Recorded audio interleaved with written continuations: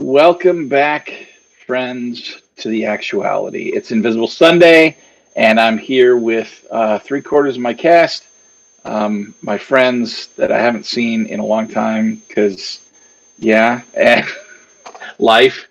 Um, but I've missed them, and we're back. So we're going to play some Invisible Sunday. It's a role-playing game by Monte Cook Games. I am Josh Wallace. I'm the narrator here.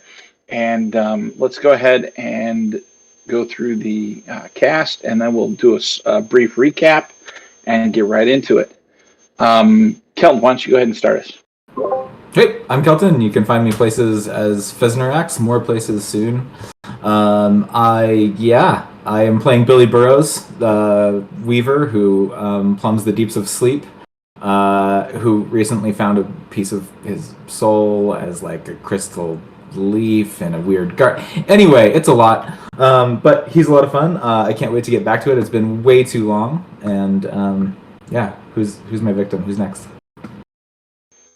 Jeff, let's go ahead and go in reverse real quick. All right. Hi, my name is Jeff. You can find me on Discord as Jeffrey Boring.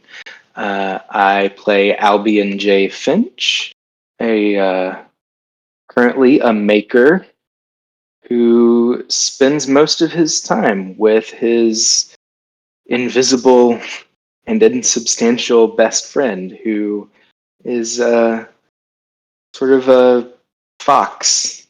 So, yeah.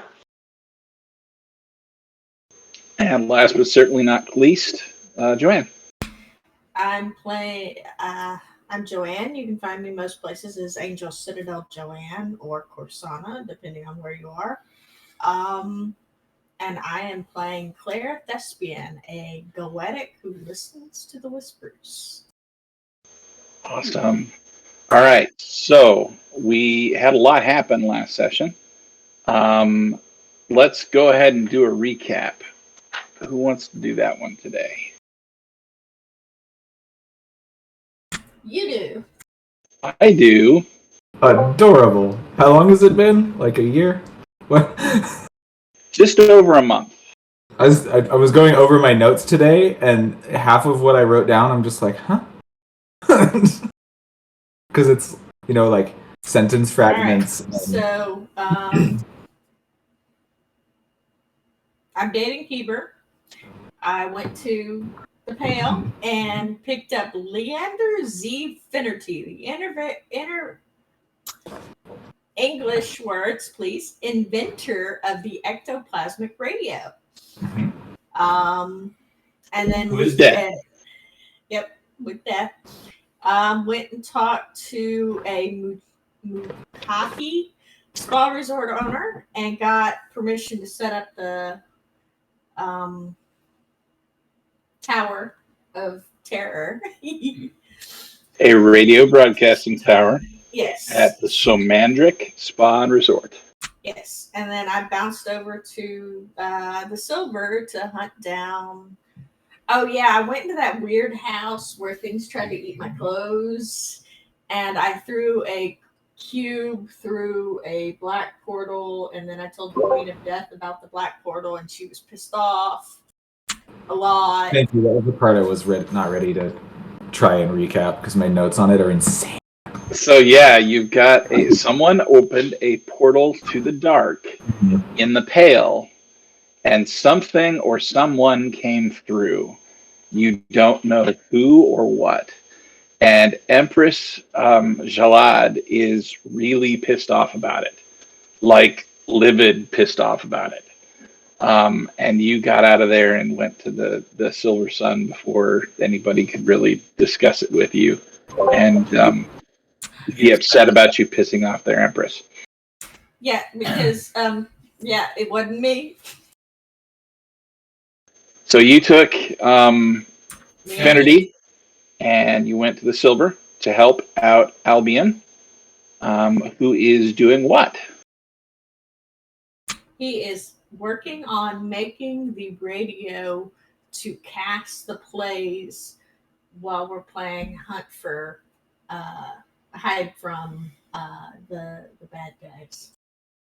whose names I know, but I can't remember. But I remember that they wear red cloaks and gold masks. Oh. The Thaw. All right, and so we're in the silver, and in the silver, Billy and Albion have been there for a while, hanging out with a new friend that they made named Malik, who is also a maker. They found a garden, at which point they each discovered a jeweled piece of flora that resonated with them. Yes. This part. And Okay. yeah, go ahead. Oh man, the garden was so crazy. Billy found it first. He talked to an angel there who, in a very Beetlejuice moment, gave him like a pamphlet about the it's not the Garden of Crystal Souls. It's the Garden of something else. We always call it the Garden of Crystal Souls, but I know it has a real name. No, it's the Garden of Crystal Souls. Oh, okay. I thought it was like Garden of Lost Relics, I thought is what it was really called. Anyway, so he got a little pamphlet about that. He learned that the weird little crystal leaf that he found was like a piece of his soul. And it's a huge thing for him because his whole character arc is like trying to understand where the hell he came from and why he doesn't remember the war. He doesn't remember before the war. And he learned that he came literally just from Shadow. He learned a lot, but he is now like more motivated than he probably ever has been to like figure this out. It even resolved his character arc. And then he showed Albion the place when we met up. And Albion got a piece of his soul also. And yes, apparently there's something of value to every Vislae in that garden. So we learned a lot from that place. So yeah, pirate radio, and then Billy's plan is very much to walk the path of suns. And you also did some impossible magic. Yeah, he sure did, and I still don't understand it. You keep giving me hints, like, remember, you're a musician. You're welcome.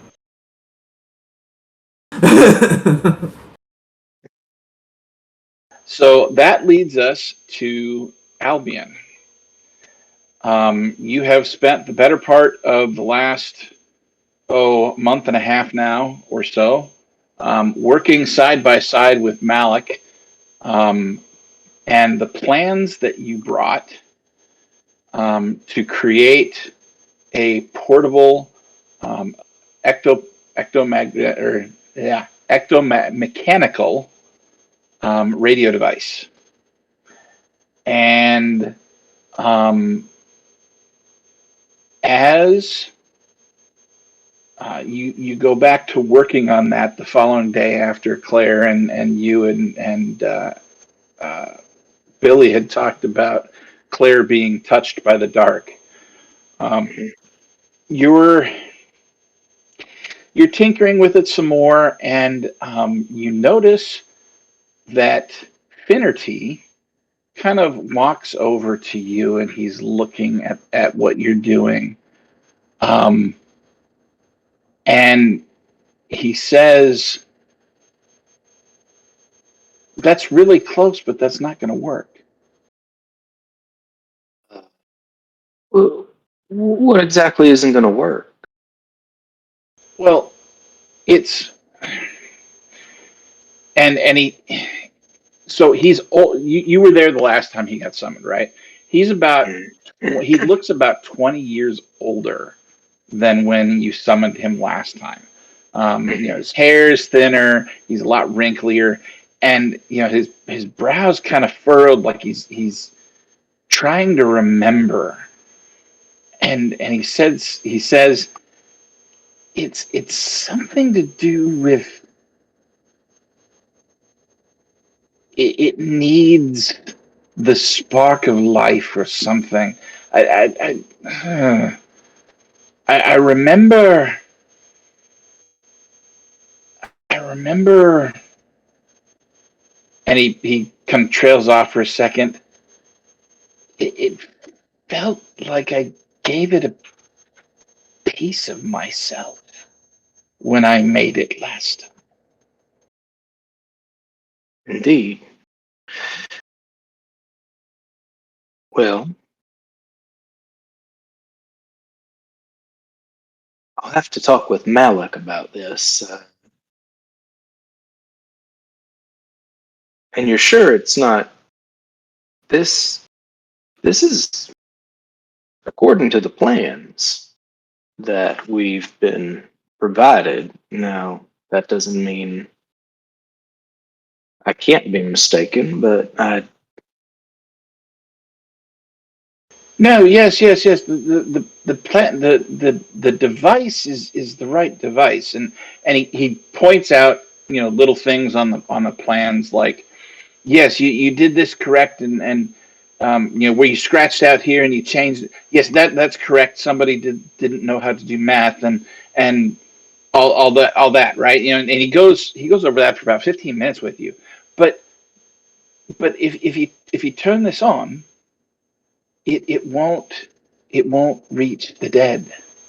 It won't reach across. It needs more. okay. Hey, I think I'll go find Malik and see what guidance he can provide here. Okay. Malik is in. So there's a couple of very large adjacent rooms that are off the kind of bedroom areas that this hut has. There's the workroom that you're working in, and then there's kind of a massive forge that's another sort of separate room, and then there's a small kitchen and storage room and things like that.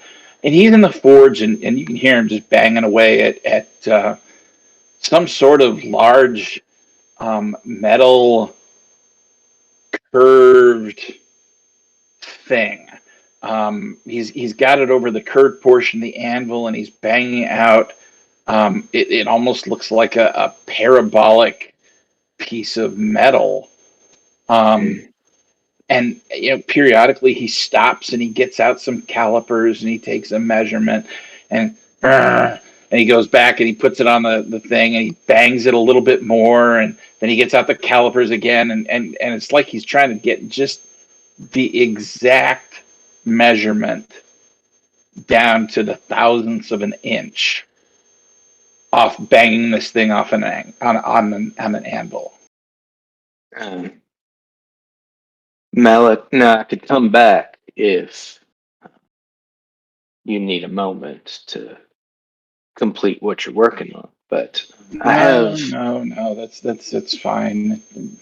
And he drops the thing before and it clangs. Ugh. uh, well, I was just working on the broadcasting unit, and Yes, yes. our dead friend informed me that it's missing some kind of animating essence, perhaps. I'm not fully sure. He tells me that it's missing something. He called it perhaps a spark of life. Uh, any idea what he might be talking about? Because I certainly have none. He folds his arms behind him and he starts pacing and muttering to himself. Periodically, you can hear him say, "The spark of life, the spark of life, the spark of life." Um,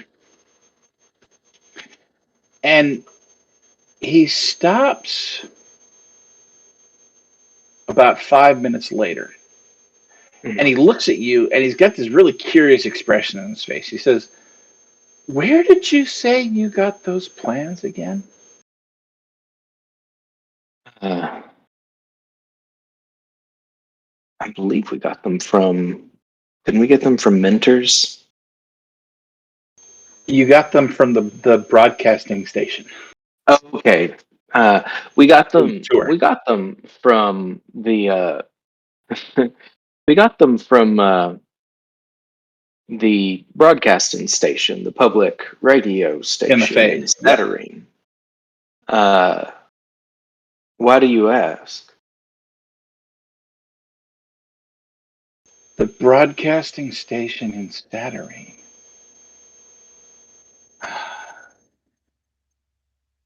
That's got to be what he means.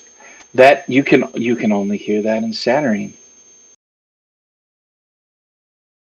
Oh, you can't hear the broadcast from here? No, we have our own broadcasting stations. In fact, there's one in the city by the hill. What was his name? Um, um, Einan, I think is his name. He runs it.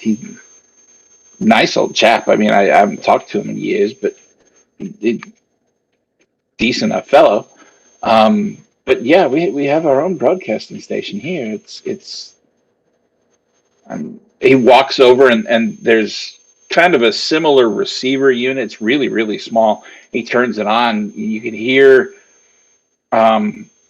what comes across as just the most beautiful symphonic music that you have ever heard in your life.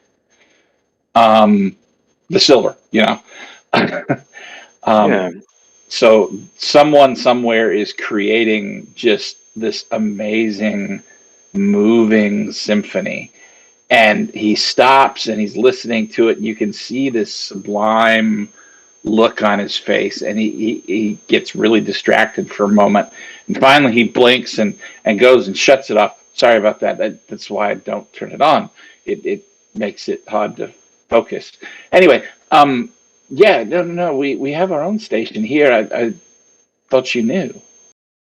I was unaware. I assumed that that it traveled through the etheric realm across all No, the suns. no. He said that that it needed the spark of life to reach across to the dead. The spark So of life.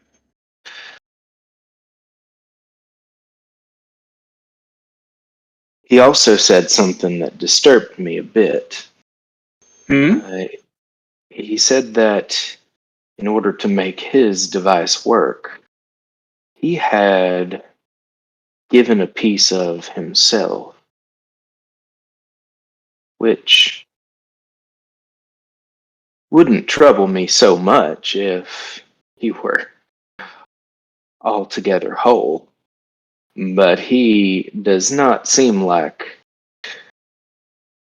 a man, a spirit, whatever you want to call him, who is all there. Yes. No, I'm sure I don't know what he means. I'm assuming it's important though. If you're looking to create this thing that broadcasts everywhere, you have to Well, breach ideas, right? You have to breach perspectives. You have to breach. Billy's not privy to any of these conversations, right? What is Billy doing? Billy might just be nearby. That's kind of what I'm asking. What Yeah, I have you kind been of don't. doing? I don't know what else he would be doing. Like the, if I'm recalling correctly, the weaves that he wanted to make, he got assistance from. Why did I just forget his name? And I think that problem is solved. So like that part of the like his part in it, like he can make that weave permanent with the help of the same guy that you're talking to right now. Malik. Yep. Malik. There we go. I'm like, so he's probably like he's pretty invested in getting a move on with this, and it wouldn't surprise me if he was around. Okay. It's either that So or we'll- he's like playing music or something. We'll say that you're nearby and your door is open, and you can hear this conversation between Malik and Albion. I'm gonna definitely then like walk into the room where they've been working, where they are, and I'm just gonna take out a sort of purple colored crystal leaf and look at Albion and go,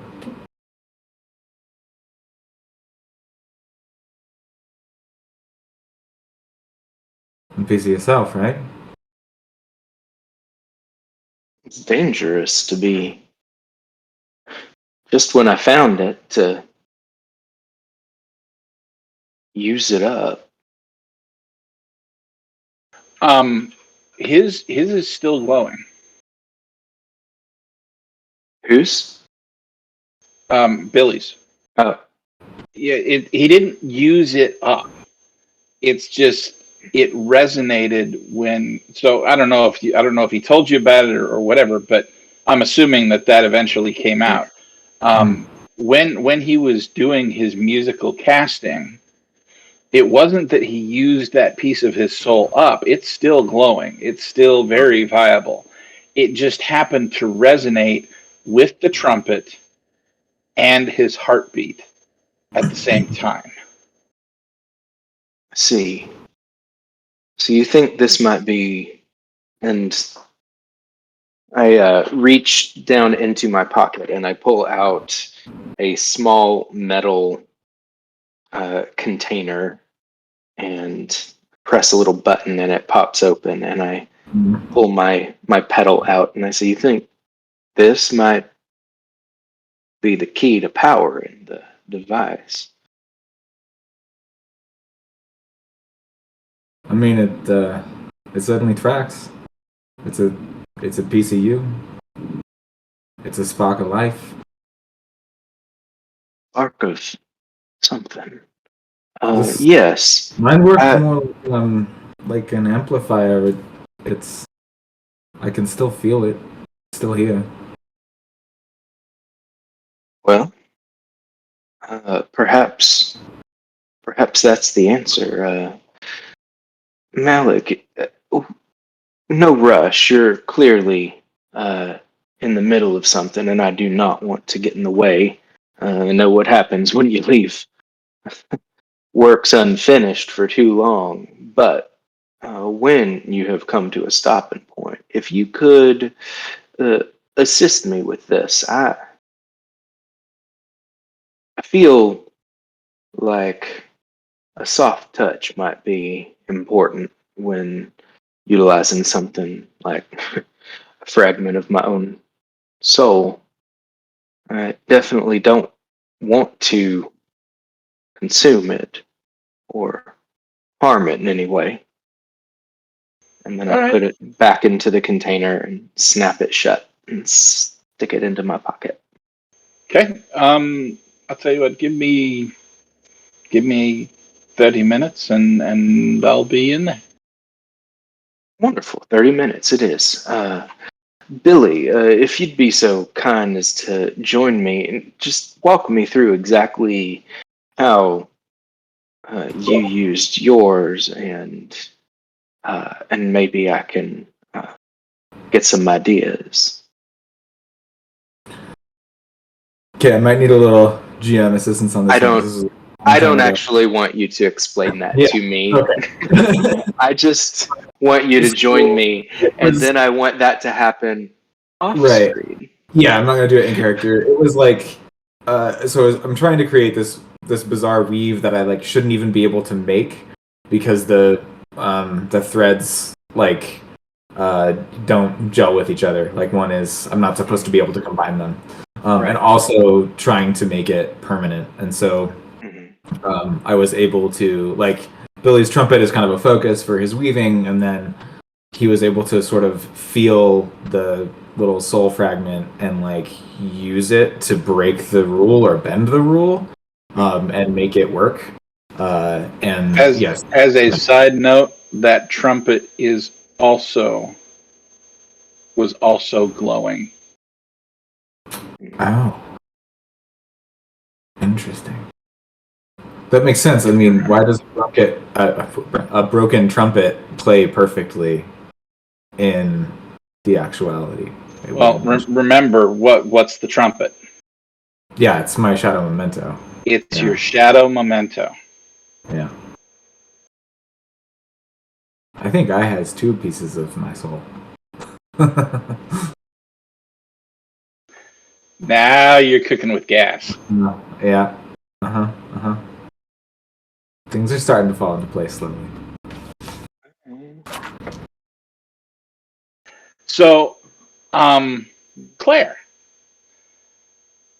what have you been doing this morning? You created your circle. You slept in the circle. I don't think Claire's actually up yet. Okay, so you're sleeping.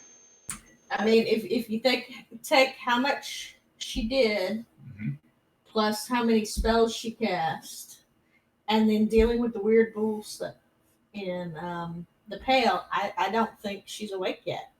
I mean, she might be starting to come awake, but she'll still be in that very groggy, half asleep stage. Where's my coffee? Okay. I'm going to introduce a GM shift here. Oh, no. I'm going to say that just before you wake up,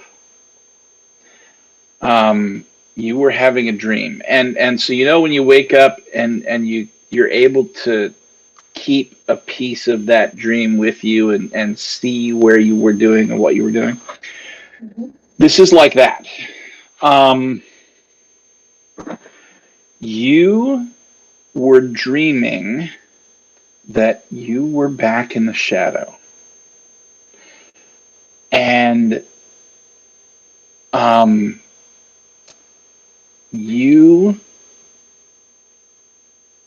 if you remember the dream that you had where you were driving the car and you swerved to miss something, and the thing that you swerved to miss looked at you with these impossibly bright green eyes.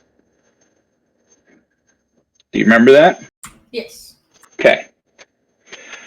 This is that dream. Except afterwards, you swerve down this new street, and as you're driving down this street and you're kind of looking back and trying to keep an eye on what it was that you saw because it confused you, you're driving over a bridge, fairly large river, and as you look back forward, you see a different figure, and he's standing in the road. And instead of green eyes, you see purple ones. And something takes the car that you're driving and picks it up off the road and throws it, like hurls your car into this river. And you're drowning. And then you wake up.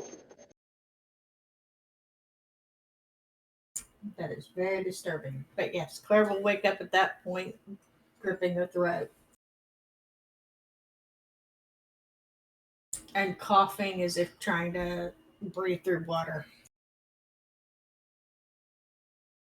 The two of you hear loud coughing through one of the closed doors to one of the bedrooms, the one that Claire was in. I'm not going to make you roll for it. It's loud enough. Yeah, I'll go knock on the door. I just yelled. Claire, is everything okay? Are you all right? It was a nightmare. A very, very bad nightmare. And she's going to get up and clean up her little circle and go open the door. Well, I'm glad to see that you're all right. Do you need anything? Little. We've got coffee. That sounds fantastic. She's going to cough again. Coffee. Coffee is exceptionally awesome. Excellent. I'll go get some for you, and I'll go grab some. Yeah, she'll kind of follow behind, not wanting to be away from anybody right now. Nightmare's enough for nothing. Was it I was important? drowning again. Again. Occasionally I'll get nightmares from shadow of drowning and green eyes and driving a car.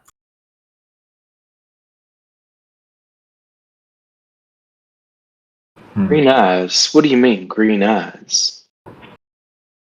Green, like I know what the color means, but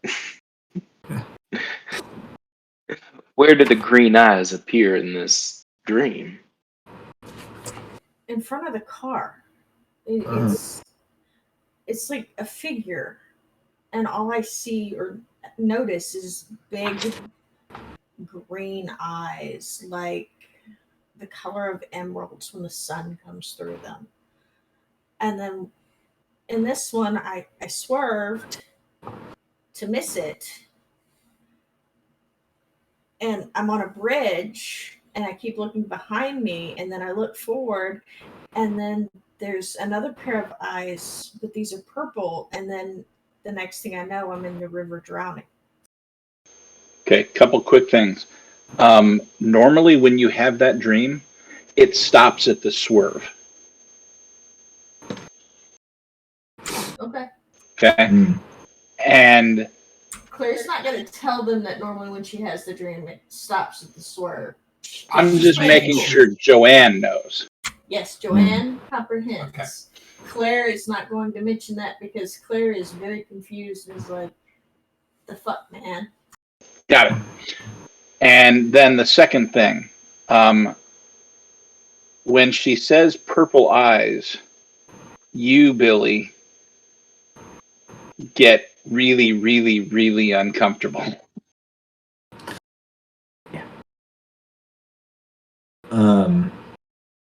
Now, just to clarify, the vision that Billy had when we were by Albion's place, kind of like by the darkest house that we didn't go to, the eyes of the like the orderly in the asylum and the vision that he had were emerald, I thought. Purple. Oh, I wrote down emerald. Okay, that was I was like, either way. If they were emerald, they're supposed to be purple. That was the GM mistake. If they were purple, then I didn't make a mistake. And yeah, whatever. Either way, they're supposed to be purple. Okay. So, Claire, did I tell you about the sort of the vision that I had? You were gone. I was with Albie. I don't think we discussed it. Nope, you never did. I had this dream a bunch of times. It's based on lived experience, I guess, but running through hallways, being chased by orderlies. It's always like the asylum was a weird maze. And this time I got caught, and the orderly had a big syringe, and his eyes started glowing real purple. And then, pluck, and the vision ended. That's very uncomfortable, Mhm. disconcerting. Yeah, I was in a car, and then I was in the river, and it was like my car was thrown into the river, like a little kid would throw their toy, almost. Yeah, and there's something else. It wasn't. Usually it's a syringe and they just put me to sleep and it's just like I'm reliving my past, but that time it was like it was like an old black dagger.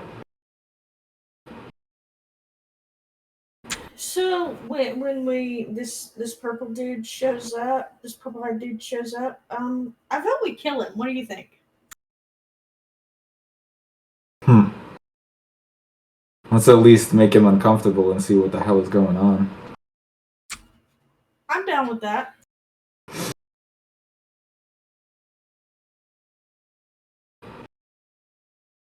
Um, well, if this is a thing, and I think it's a thing, um, whatever it is might be in blue. So I'll bring somebody back with me next time I sleep. Maybe they can help. And I'm working on a way to be able to go there whenever I need to. So Is that a good plan or a bad plan? Or is it one of those chaos plans that you aren't quite sure what's going to happen? well, I think it might be useful. I'm not disagreeing, I'm just concerned about your safety. I wonder if you could take me with you. Yeah, I think I'll be able to. I'm not quite there yet. Then I look forward to our adventures together. Just need a few more crux.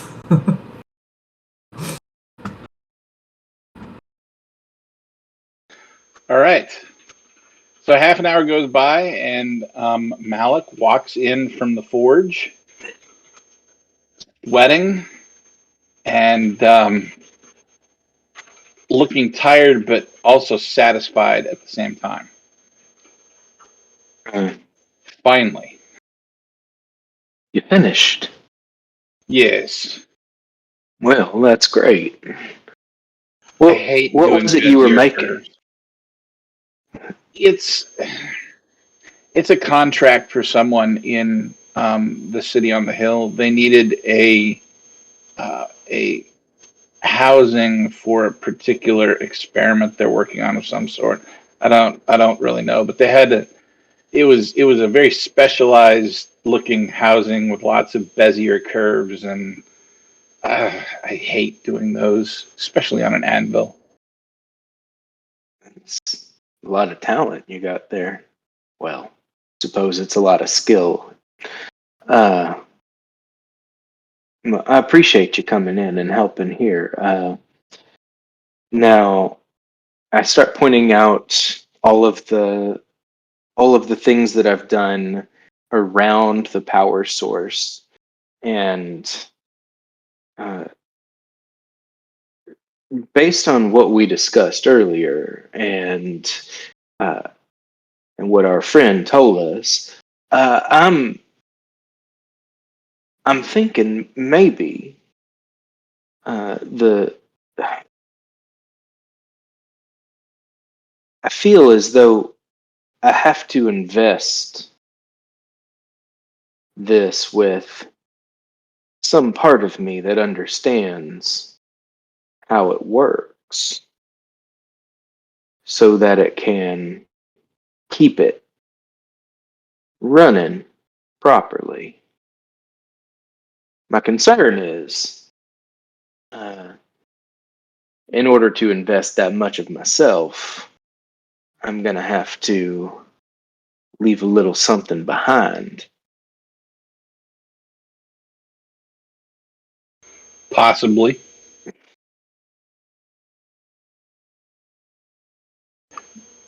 Magic that's tied to people is funny that way.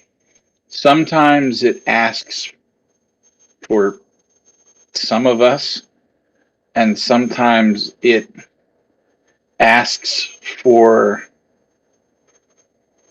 the sacrifice from some of us.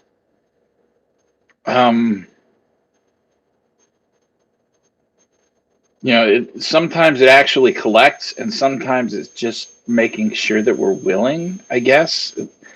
It's really weird. I don't understand it very well myself, but it just depends. Wonderful. Sorry, I just threw all my dice on the floor by accident. Yeah, those are all rerolls, by the way. I don't think any of them were D10s. I have all my D10s. Oh no. So, uh, I look at him and say, "Okay, well, here's what I'm thinking," and then I'm going to outline.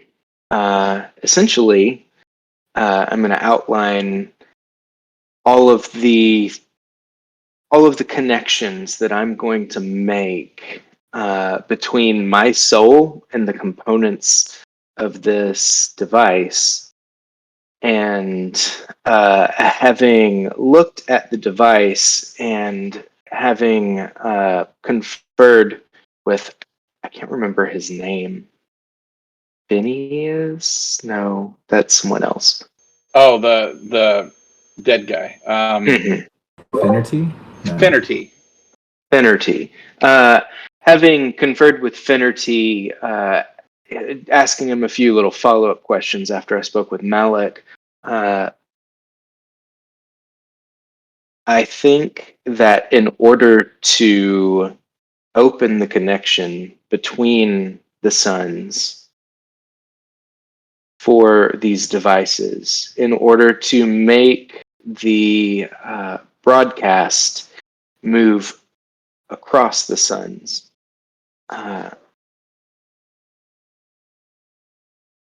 there's some part of me that has to understand how this all works and has to stay to keep it open. All right. And so I asked Malik if he can help me get things set up, because I feel like at a certain point, the only thing that I will be able to do is work on the connection between this fragment of my soul and this device. Yep. That's fine. And so I need him to make the final adjustments. Not a problem. And so I set to work, and I think it should probably take a couple of hours of very careful attunement to this pedal that has a piece of my soul, and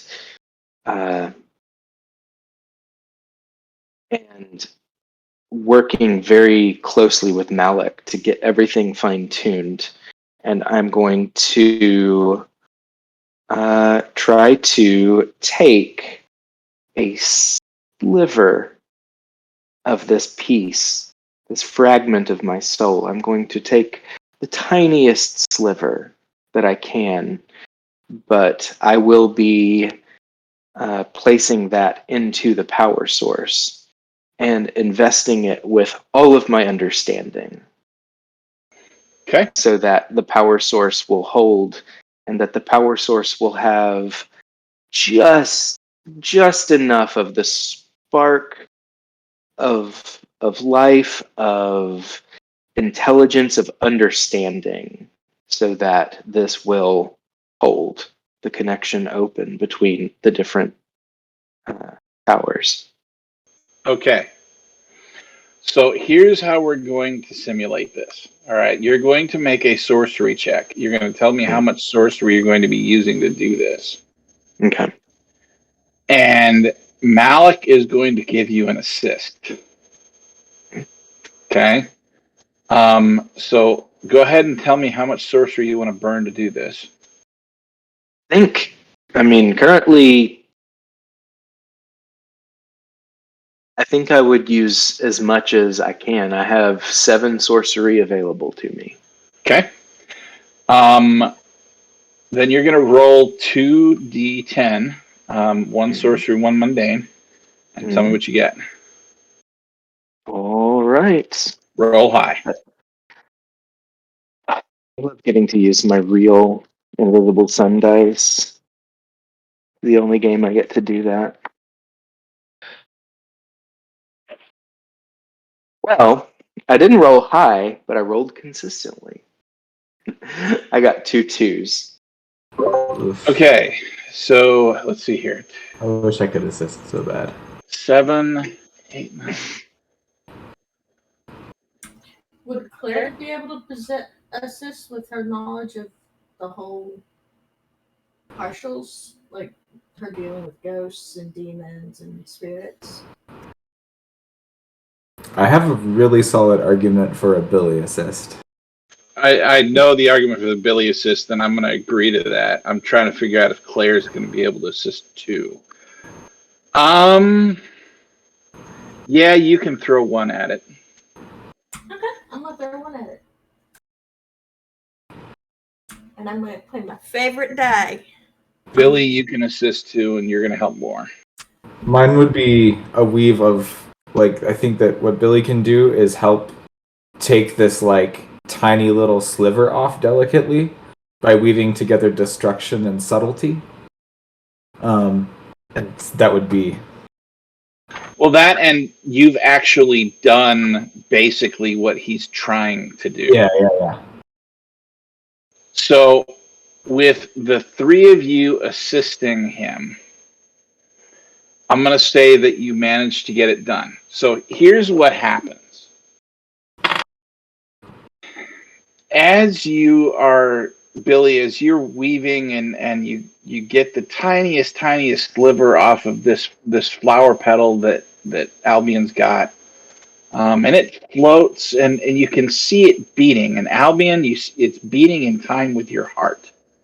Okay, and it floats and it comes down to the power source, and it touches the power source, and the power source starts beating in time with your heart. And it's this metal tubey looking thing, right? But if I remember right, yours was no, it was purple, was it not? Yeah. So instead of like glowing light or glowing, metal or red or anything like that, it starts glowing purple and beating in time with your heart. And you see the rose petal that you had, the flower petal, flash brighter on one of those times, and the sliver's back. It's attached again. The piece is whole. But the device is still beating.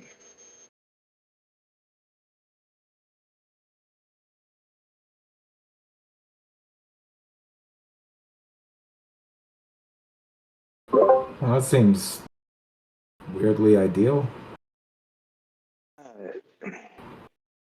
As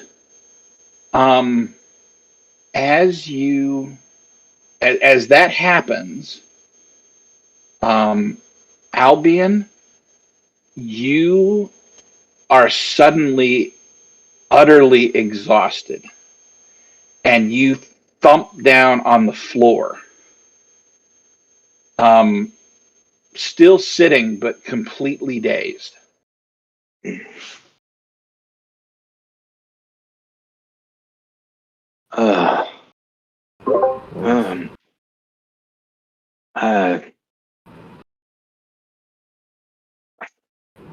I don't know what just happened.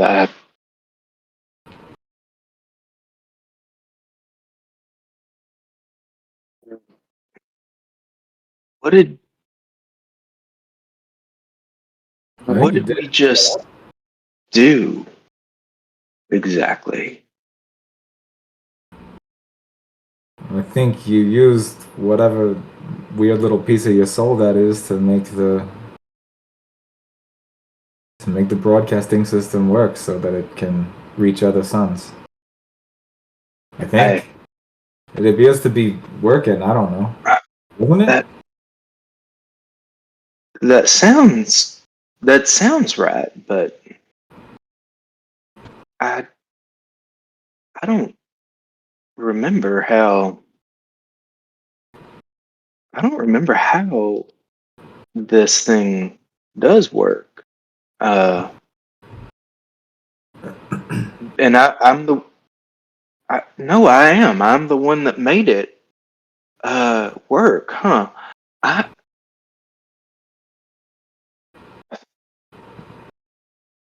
I don't understand exactly what I just did, but I need a rest, I think. I need, and I sort of lift myself up weakly off the floor. Claire will step forward and help him get up. I'm gonna help him too. And when I did my weave thing and I used my fragment, I don't recall it affecting me that intensely, right?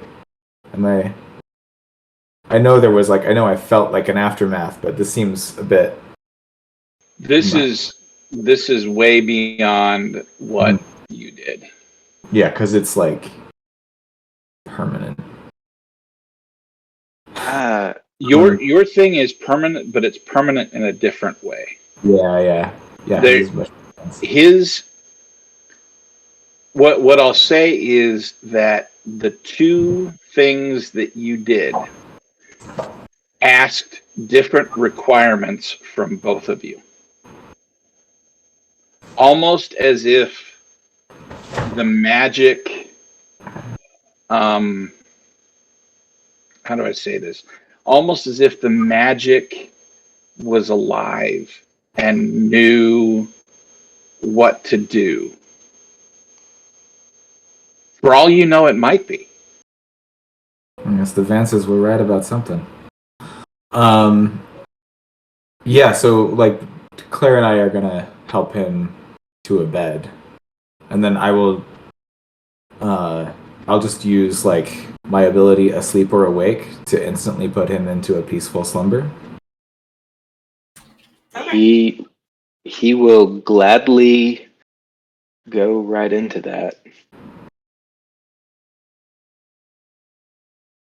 In the hope that makes it like a more gentle transition.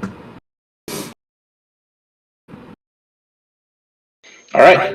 You lay down and you go to sleep. And you go to sleep hard. Claire will set up a protective circle around him. Okay. You set a protective circle around him. Because Claire's just a little paranoid right now. Claire has every reason to be paranoid right now. To Claire, Billy will say, after you do this circle, I think he's going to be all right. You want to go get a piece of your soul? Sure, that sounds. Yeah. I mean, all the it's working out great. I mean, look at him. He's unconscious. I do have a sense of humor, Sure, let's go see what this piece of my soul looks like.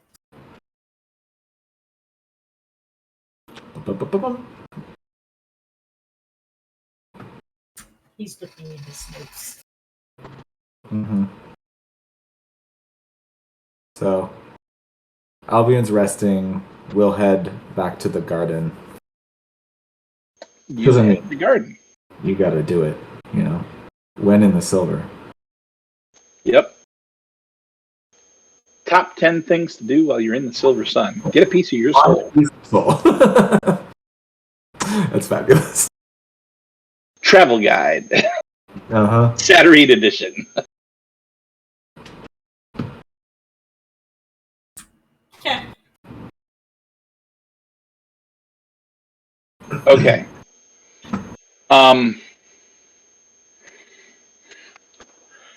As you are, you walk into the garden, and Claire, you've been here every time I've described it. It's just like I described it before. There's these angel looking eye wing things. You don't know what they are, but they're shooting lasers and caring for the garden. You think that's probably what they're doing. There's kind of like a building gazebo type area in the middle, and there's these crystal plants like everywhere, and the garden is huge. Billy, Billy is like, these guys are weird. Don't talk to him. I don't know about that. There's doors to all over. I don't know, all kinds of crazy shit over there. Don't go there. I don't like it. Yeah, just look around. You'll find what you need. And I hand her the pamphlet. If you want to read about it. You realize I've summoned guys like these, right? you actually have summoned one that's sort of close to that, if I remember correctly. Yeah, we're in The crow's basement. Yep. Yeah. Wow. So Throwback. yeah, Throwback Thursday or Sunday, whatever. Okay, so as you're wandering about the garden, you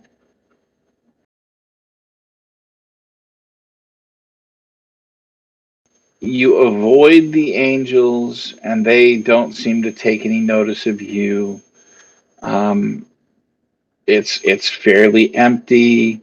Occasionally you'll see like a squirrel or whatever running around, but for the most part, there's nothing there. As you wander close to the center, however, the two of you need to both make a perception check. Ooh. 5.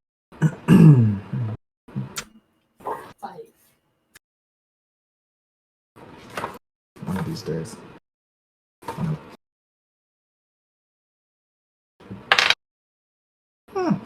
8. Okay, both of you hear a conversation.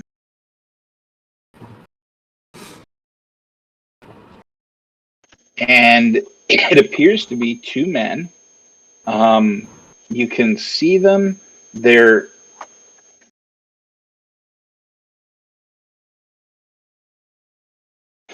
kind of near the center of the gazebo. They're hanging out by one of those pillars. As you move a little bit, you can see that it looks to be one of those with the gateways, the doorways that you saw before. But one of them looks an awful lot like Malik. Not the same kind of person, but he's got tools hanging off his belt, and he's got, pouches and a backpack that's fixed to his back, and, monocle, I should say, and the whole night. It just like screams maker, right? Mm-hmm. The other guy is dressed all in black robes, and the only reason that you might tell he's a guy is he's got this really deep voice. There's a hood up on the robe, and so you can't see his face either. And he says, that one says, "Can you build it or not?" And the maker replies, "Well, it's not that easy. I mean, I don't know. I don't know that I have the skill to make something like that, but I don't know that anybody does, to be honest. I mean, it going from one sun to the other with no sunship. There's portals that do that, but to and he stops, and the guy in the cloak reaches out and grabs him by the scruff of the shirt. What? Well, it was said a long time ago that there was a secret that you could learn to travel from one sun to another without moving. And they stand like that there for just a second, and you see the hood twitch, like it senses that they're being watched, and it turns and it looks kind of sidelong at you, and he growls, "Come with me," and he yanks the guy by the shirt through that door and slams it shut. I am going to look at Kelton. Or at Billy. Yeah, Billy. So I almost just like walked up and started talking to them, but then I remained silent. So the way Billy played it is, as soon as there were some red flags there, so he tried to look as inconspicuous as possible. Oh boy. Didn't you guys come here without a sunship? Yeah, that's the thing I can do. I really don't. Do we want to go rescue the maker?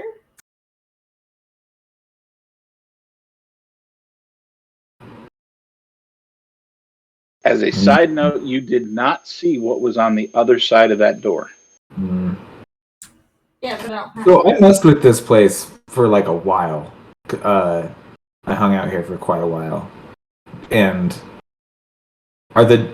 so the doors are like consistently to the same place. Is what You don't know that. I don't. Did because I looked at them like a lot, but okay. You will say that when you opened the doors and shut them and then opened them and then shut them and opened them again, they went to the same place. Well, I'm gonna rush to the one they threw in. That's as far as you can say. Yeah, well, let's see. I rushed to the one that they went through and look. Okay. You open it, and it appears to be a vast, kind of a. Okay, you're looking into what's essentially a mountain pass. Okay. The everything around there, everything that you can see is red, like not quite ruby red, but brick red. Yeah. The sky is red, and you can feel heat rolling off of this place. Mm-hmm. If you stay and look, you can see what looks like the occasional footprint in the red dust leading away from where you are. I see signs of them going through recently. Two Yep. people tracks. Yeah, well, you want to suss this out or what? So if he closes the door and then I open it, does the scenery change? Are you going to do that? Yes. Actually, I'm going to close the door and then open it. Okay. You close the door and you open it, and you are Yeah. looking out on a vast blue sky with floating clouds. All right, I'm going to close it and have him open it. Billy, you know what that was. That's the ocean of thought. Mm. You've seen it many, many times. Yeah. You open the door and the ocean of thought greets you. Well, there went that opportunity. Not quite. I am going to look around to see if there's like anything on the ground where they were standing. What? Like what? Hair or maybe a button popped off the guy's shirt when he got grabbed. Okay.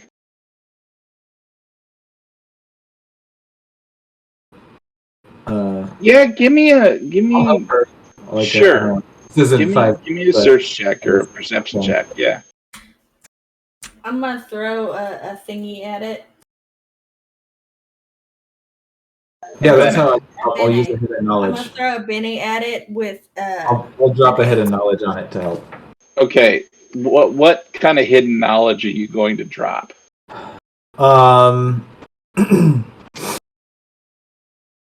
So in the deeps of sleep, there are bits and pieces of everyone's memories and dreams from all sorts of different suns, and I'm assuming that was the red sun. I think that maybe I've seen something like that hooded figure before in a dream, and I'm going to like try to leverage that familiarity with its like countenance, and yeah, maybe I learned something in an obscure dream that will. All right. You get the idea. I'm going to go ahead and rule that no, that's not going to work for this. However, hold that thought. Mm-hmm. Go ahead and make your roll. I got an 8 and I threw a Benny at it. You and your freaking dice. You bought them for me. Well, yes, I did, but I buy dice for myself too. Okay.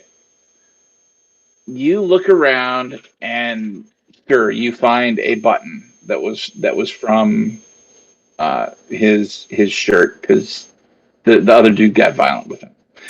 Okay. I'm not going to touch the button. Instead, I am going to create a little circle around it and make a summoning. Just give me just a second here. Billy, Mm-hmm. with your hidden knowledge, go ahead and lose the hidden knowledge. I did. But you remember something from the deeps of sleep about someone interacting with individuals like that. And the word that comes to your mind is Vespertine. Oh no. Okay. And yes, you know who and what they are and what they're about.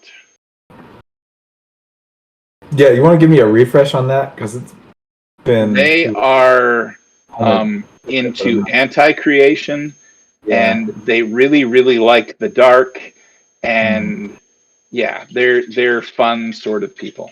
Okay, so I'm good. There's nothing specific that I was missing. Okay. All right. So Claire, you are going to create a summoning, and you're going to try and summon the dude back from the red. Yes. Roll high. I'm gonna throw some sorcery at it. I would do that.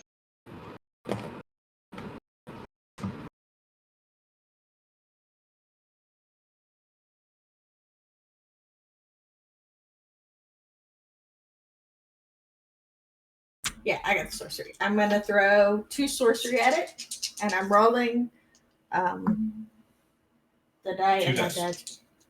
I need to roll my magic die. And the 2 dice. yeah. Okay, here we go.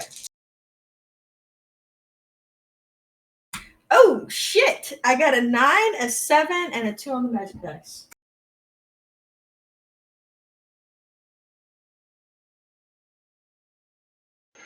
Okay.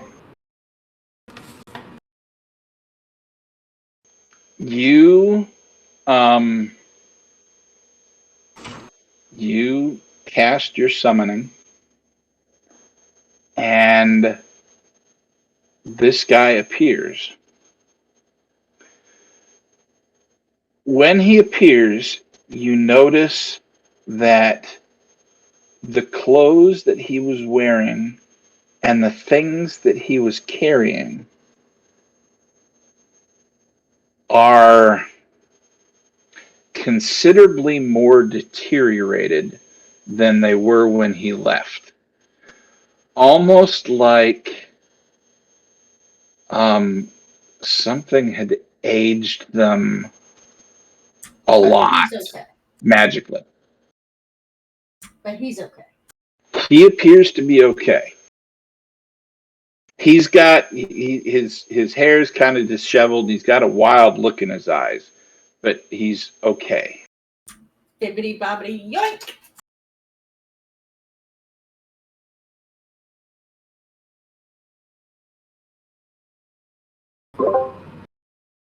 Are you doing okay, buddy? Claire, do you want to get out of here? Do you want to find your soul? Or we could do that later. I don't know. What are we doing? Why don't we take this guy to Malik so he can rest, and I will find my soul.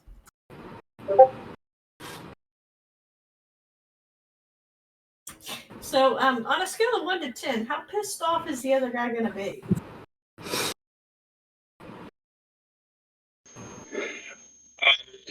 Are you asking him? Yeah. On a scale of one to, I don't know, about 1,000,000? You have any idea who you just pissed off? Yeah, Someone who that's what- kidnapped a maker. I think the words that you're looking for are thank you, but, you know. Well, yes, of course. Thank you. Oh my god. Well, here. You just tell him if he shows up again that Claire Thespian stole you.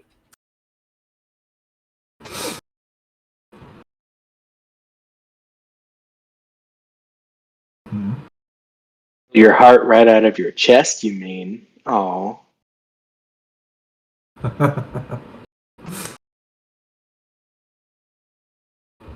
You can say it's all my fault. I did it. I'm okay with that.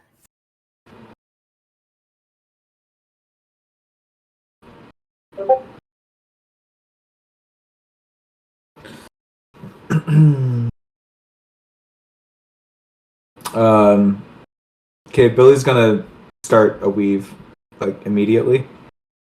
So I'm gonna do escape from freedom,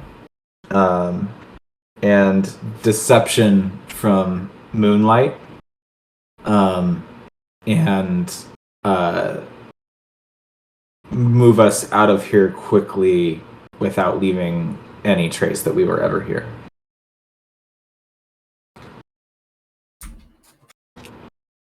Well, Claire still needs to find her peace, so.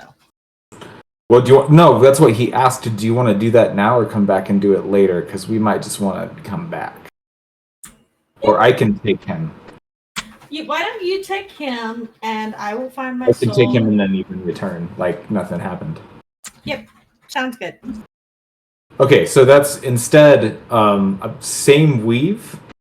I'm gonna use that to like I'll explain to him like, hey, you'll be safe where you're going. He won't be able to find you there, and we'll be back in a minute. And I will move the guy that we just saved to Malik's place or near it, and I will explain to him how to get in if I have to, and like to tell them that Billy sent him there and to keep him safe. And then I will stay by Claire's side, and we will just like walk through the garden like a couple of tourists. Pamphlet it.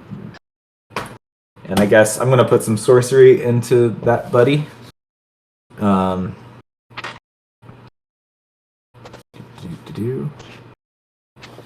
Where's my table?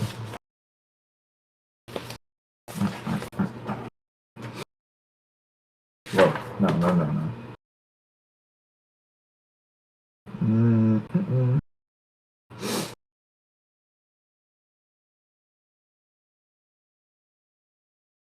Okay. I'm gonna venture that that's maybe like about a level 4, maybe even 5. I'll say 5. I want it to work. So I'm gonna dump 5 sorcery on that.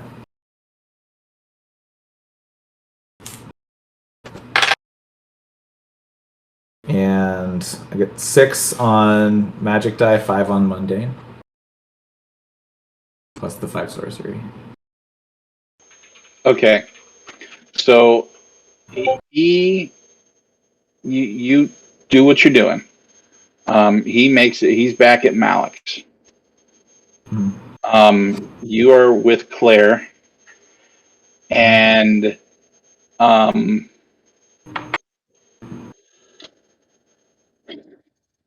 it takes you about 20 more minutes, but eventually Claire feels that same tug that both you and Albion felt, and it leads her to what looks like a crystallized daisy. Okay, she's gonna walk over to it. You see one of the petals of this daisy, a yellow one, softly pulsing in time with your heart.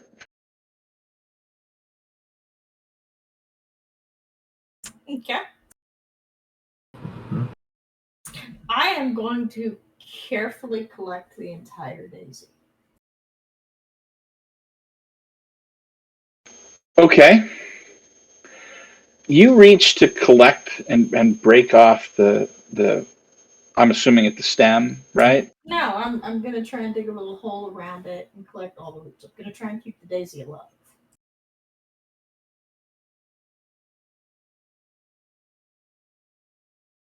Oh, this ought to be good. Okay. Nobody told Claire what would happen if she tried to take a plant. I don't think that's listed. Nobody knows. So Nobody knew. So Claire is going to see the daisy and see that it's still alive, and her soul apparently is attached to this flower. So she's going to carefully dig around the daisy and lift it up, and then go get a pot to put it in, some soil and some water and whatnot. You reach down and your finger drags through the soil to start digging around this daisy. And all of a sudden, your ears are assaulted by the loudest shriek.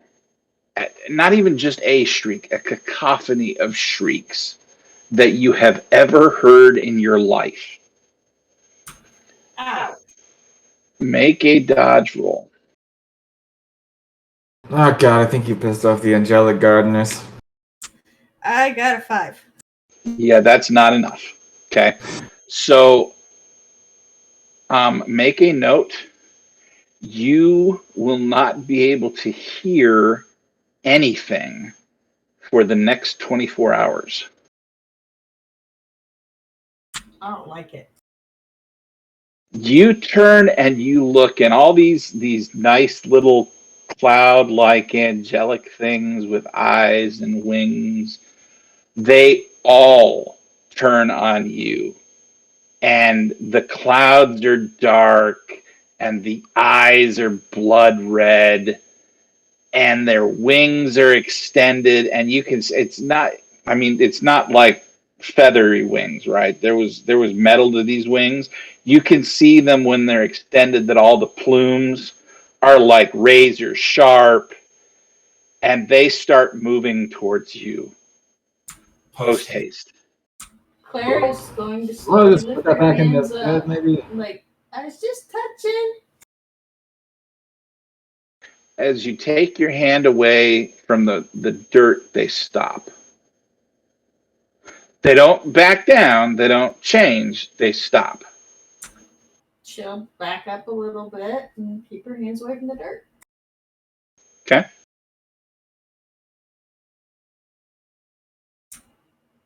Are they going away now? No, they're just watching you.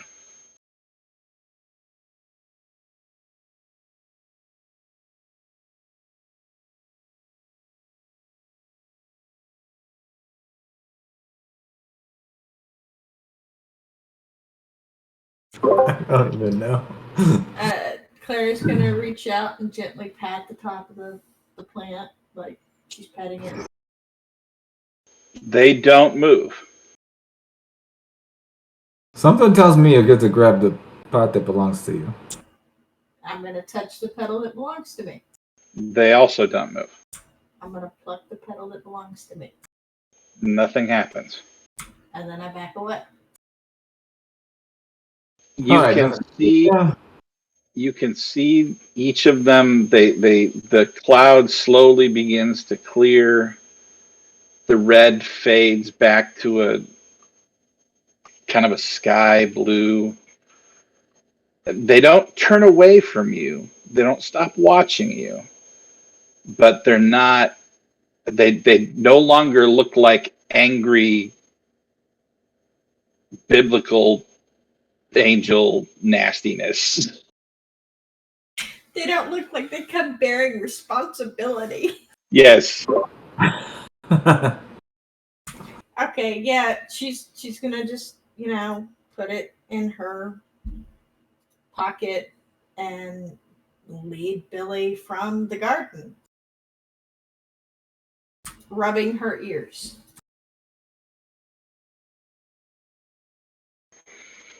Do you lead him from the garden? Yeah, so, I mean- unless I sense something else that I need to look at or do, I'm gonna leave the garden.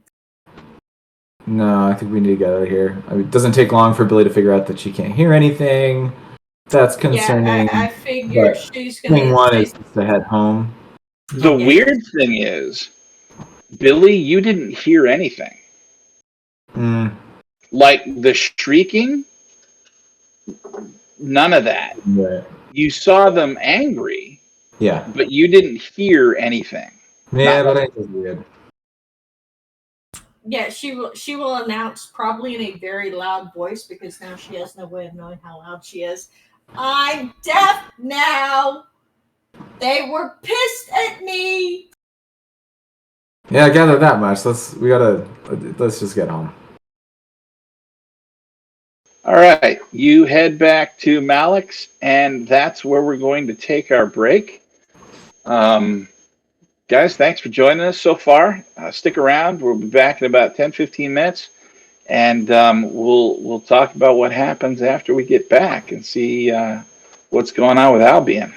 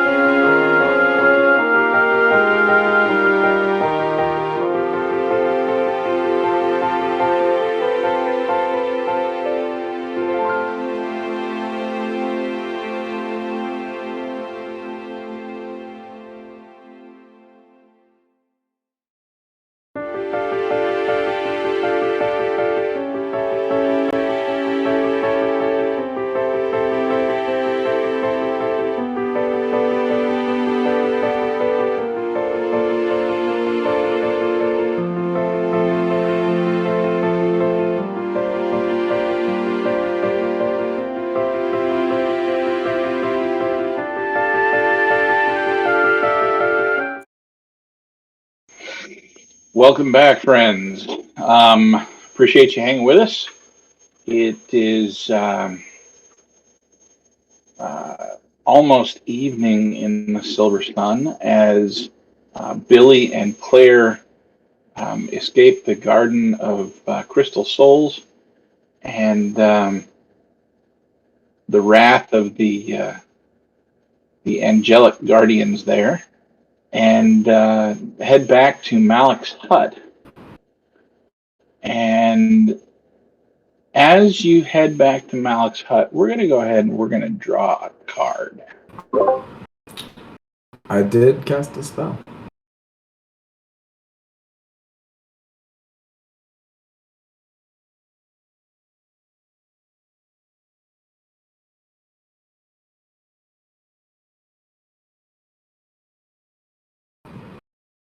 All right.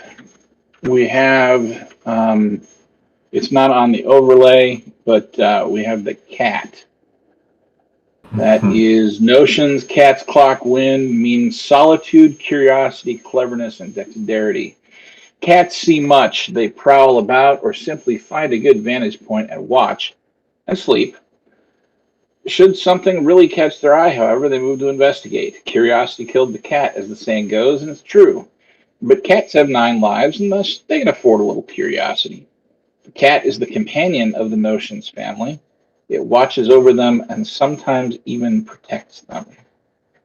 Humans make excellent domesticated companions for cats.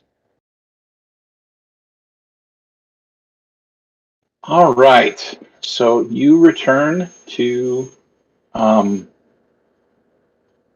Malik's hut.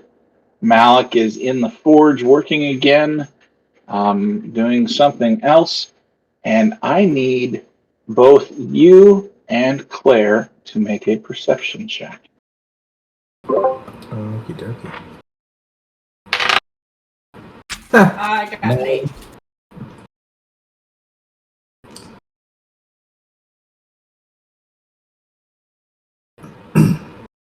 This makes up for the last game that I played in, where I was like 2, 3.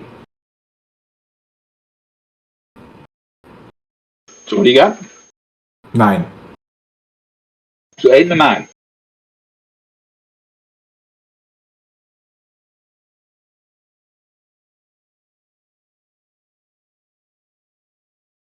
As you walk in, you you look around and you note that Malik's in the forge. So you can hear the banging. But what catches both of your eyes is that the receiver that's on the table that Albion was working on, that had been flashing purple, is now flashing green.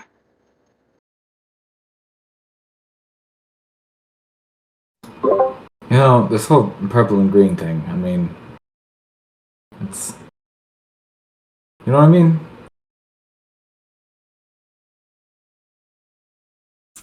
Okay, you said it's the receiver, not the broadcaster, right?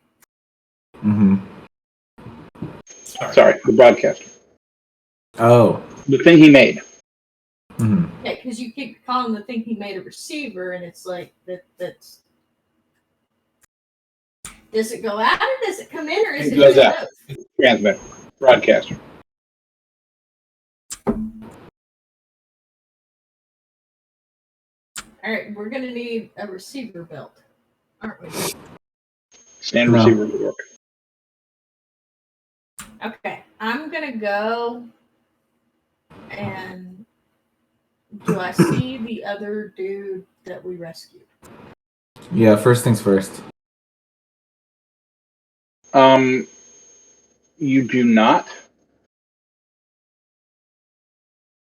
I'm gonna go check on Malik and say, hey, there was a dude here. Where did he go? Oh, yeah, he's in the, and he points off to the bedroom. Or Alright. a bedroom. I'm gonna go knock on the door, and if he doesn't answer, Claire will just peek in a little bit. He's out. He's sleeping. Okay. He's had kind of a hard day. Uh-huh. That's okay. We can address those Apparently, it's issues. contagious. Okay, and then she's gonna go check on Albion.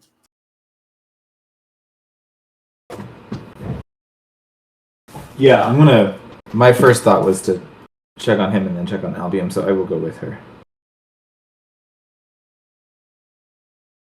All right, give me just a second here.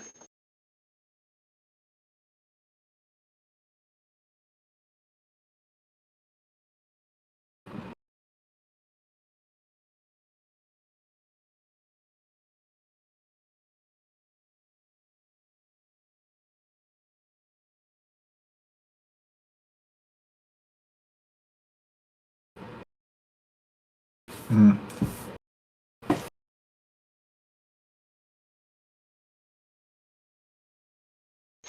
Hey, Jeff, I sent you a message. Um, if he needs, I have like a housekeeping question. Sure. Familiar, but I don't. How do you, Josh, deal with like forte trees? Like, I'm kind of like fast and loose with it. I will let people buy whatever they want if they have the points for it. But do you want me to follow the path exactly? Yes. Now, there are places on those forte trees where it crosses over. Yeah, I know. If you want to do that, by all means, do that. But it only crosses over at the places where it shows. Yep. All right. You peek in, and Albion is sleeping. He appears to be sleeping somewhat fitfully. Like every so often, he'll twitch a little bit, kick his legs maybe a little bit. But he's breathing, and I mean he looks okay, I guess. Claire's gonna walk over and like put her wrist on his forehead to make sure he doesn't have a fever and say, "Hey, it's okay. You're safe." That will actually wake Albion up. Oops, my bad. Oh, Claire, it's where are we? We are still in the Silver Sun. You finished making the broadcaster, and I came to check on you because you had passed out. How are you feeling? Wait, I did what? You made the thing, and then you passed out. I made something? Yeah, you made the radio. That's what you do. You make things. I made a radio. My goodness. Yeah, I one must hell of have been particularly intoxicated. I don't recall a thing about that. Okay. Well, Billy, you're looking sharp today. Is that a little color in your cheeks? I'm just kidding. Well, Claire, what are we doing here in the Silver Sun? You made a radio. You needed to come to the Silver Sun to make a radio. I needed to come to the Silver Sun to make a radio. You are too much, dear. What?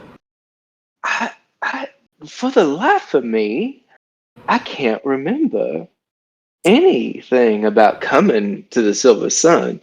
Now, last I recall,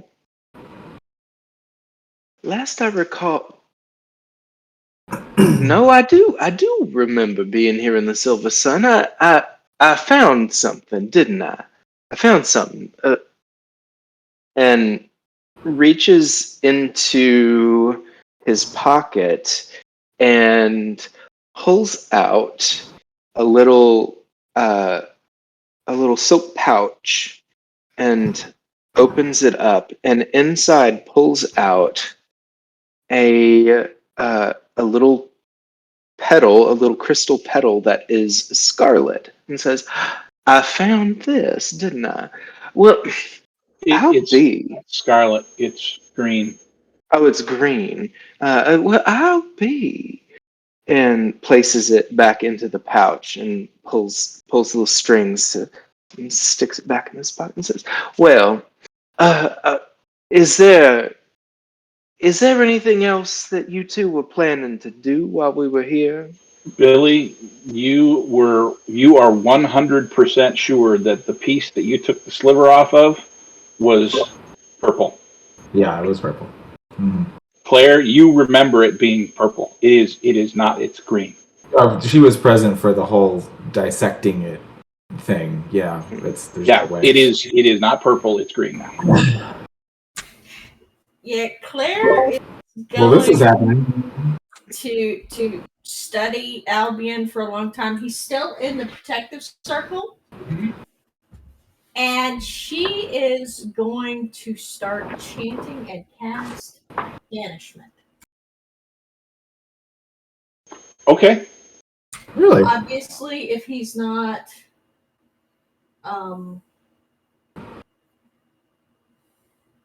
infested, Nothing happens. possessed, nothing happens. So yeah, I'm By all going means, to- cast banishment.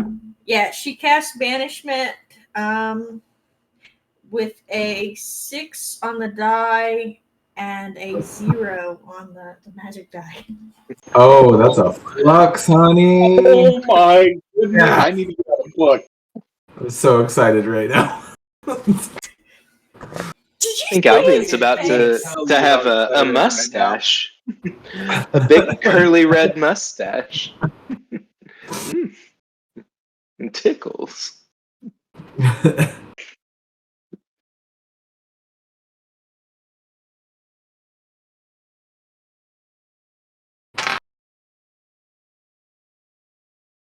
Yeah, Goex get banishment right at level 1, so. That's neat. I mean, I knew Albie was gonna stop being a maker and kind of have a little shift, but I didn't know he'd be so like sassy. He's All right. I love it.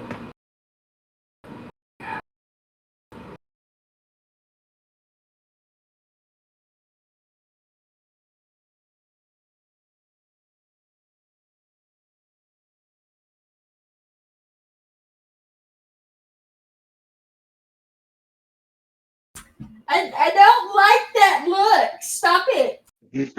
All right. So you cast banishment, Yes. and you're pretty sure it would have been effective. All right. But as you belt out that final syllable of whatever language that that spell is in, all right, the last bit of it catches in your throat, and you're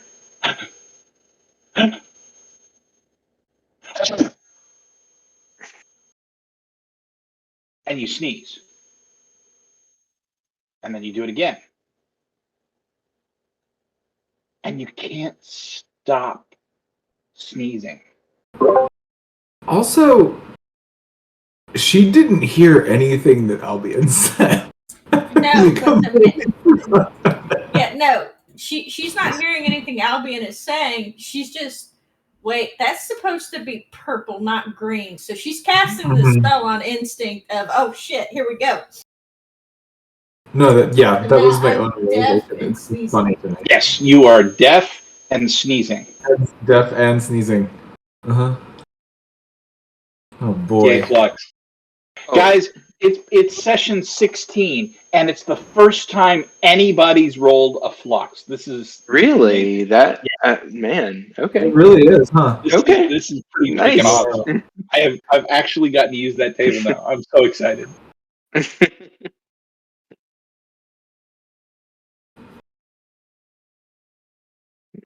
Well, dear, pull a silk handkerchief out from inside of my coat pocket and extend it toward Claire and say, By all means.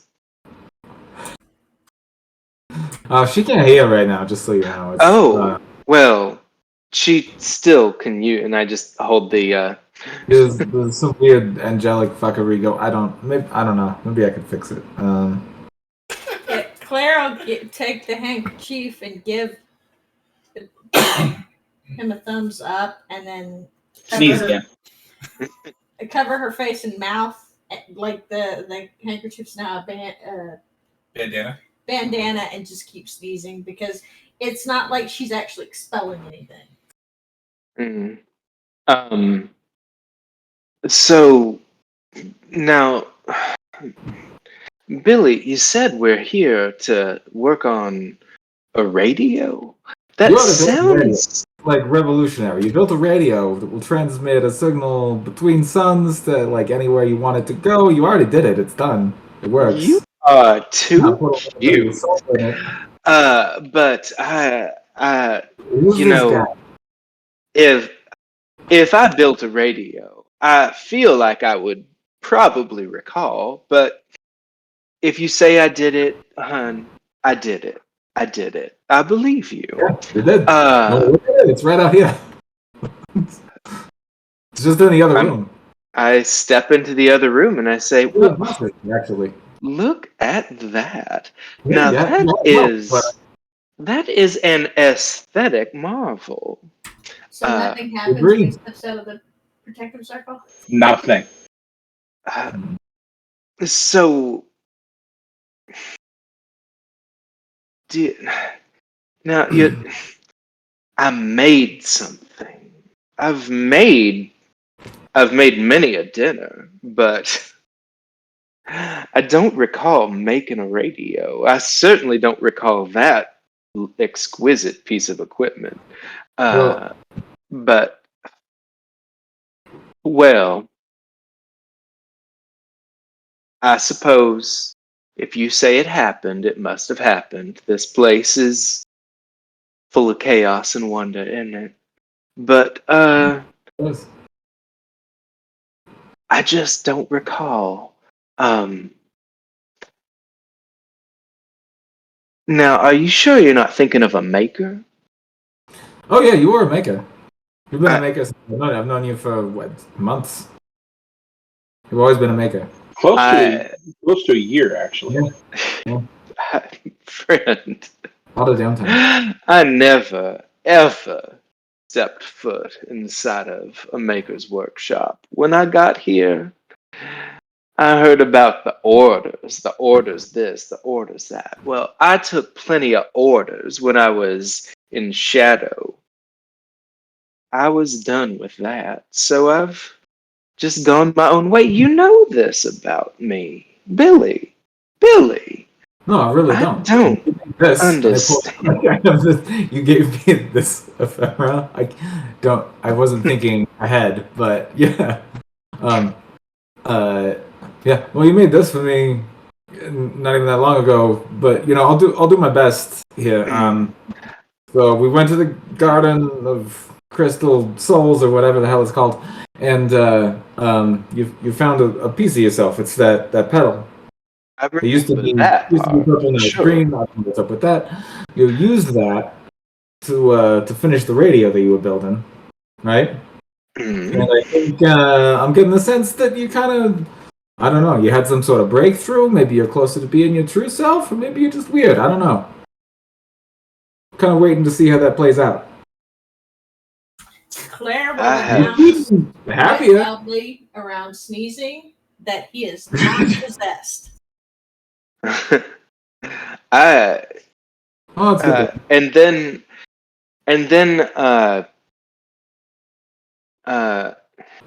oh my God, I cannot for the life of me remember my secret companion's name. What a monster I am. Oh, wait, it's just French for fox. Renard, something like that. Rainy, that's his name. Rainy comes in and I say, Rainy. And I pick him up and I set him on my shoulder and I say, what is he telling me? And Rainey Yeah. stops and sniffs at you. And to the two of you, Billy and Claire, you can't see anything, but Albion, he looks at you really, really weird. Like, why? What? How? Huh? Now, Reynard, you cannot be serious. Why is everyone acting so bizarre? I tell you what, this will go down better with a lovely meal. I will, if you can just point me in the direction of, uh, where is the kitchen here? Oh boy. Yeah, I mean, to be honest, you seem like a completely different person. The kitchen's this way. I just reach up and stroke Reynard in a way that is very familiar to Rainey, and I walk with him on my shoulder into the kitchen and assess what I can see and start working on a meal. Okay. Great, You, that's great. you, as you're walking, Raynard, he doesn't shy away from your touch or anything like that. It seems to comfort him, but he still looks at you funny. Like, you look like Albion, and you talk like Albion, and you stroke my back like Albion, but you don't smell like Albion. Or you don't smell like the Albion I knew. What's going on? And so you see that from you. You're familiar with his expressions enough that's kind of the gist that you get. In the kitchen, what he has are essentially staples: potatoes, carrots, stuff that lasts a while. He's got dried beef hanging and things like that. So I mean, you could probably whip up a fairly passable stew pretty quickly. Dissatisfied with what I find here, I will use a spell to summon a delicious meal. I will put it'll be multiple castings, but I will. Oh my god, where's the spell?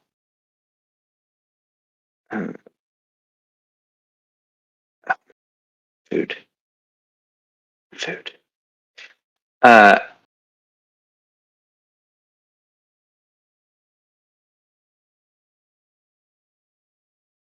simple repast. I cast the spell a simple repast. Now, if I pump a little bit of extra sorcery into it, can I make it less of a simple repast and more of? Yeah, sure.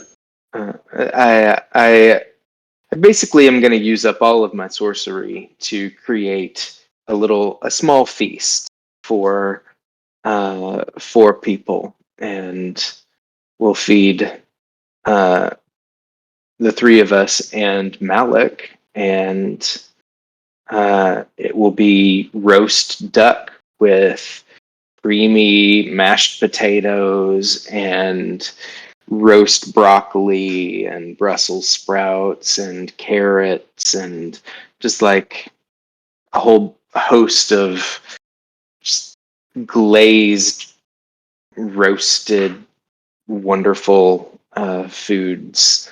And I mean, if you want to do that for us up here too, you can. Feel free. I'm not above bribery as GM. You'll have to come visit here. I only know how to cook in my own kitchen. But I do know how to cook. There we go. Yeah, and I prepare this meal, and then I will set the table and put all of the foods onto the table and say, we need to eat.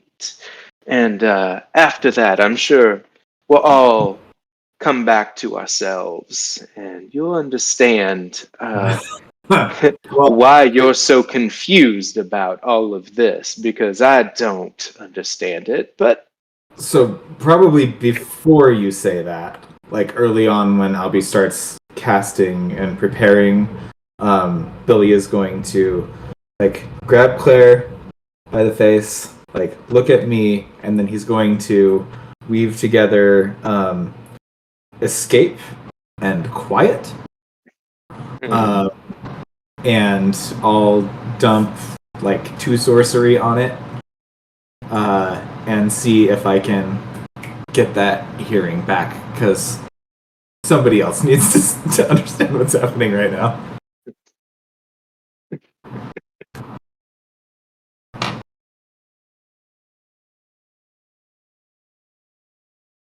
All right, go for it. Well, that's not great. So 2, and it's a 0 on the mundane die. Oh no! No, I had that backwards. That's a flux. 2 in one game. Yeah, that is legit a flux. The one with like the little tentacles. Whew. Well. All right, so that's not going to be enough to help her hearing. And let's see here.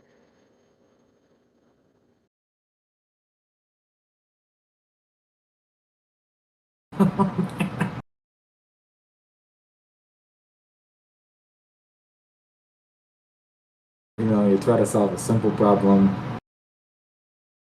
and make life a little easier for everybody.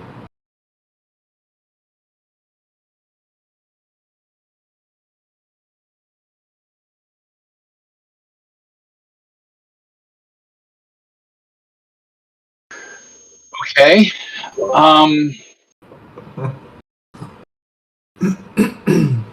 You are casting this spell, and all of a sudden you feel a tickle on your face. And then it's on your other cheek, your neck, your arms, your other arm, back. Can't quite get it, and so you go over to a corner or something like that, and you're scraping it on the wall. Yeah, like that. Itching like crazy, like everywhere. Like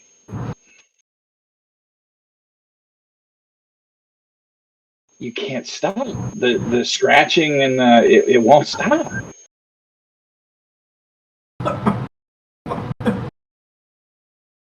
Claire, you see Billy just start scraping at his face and his arms. Jesus Christ.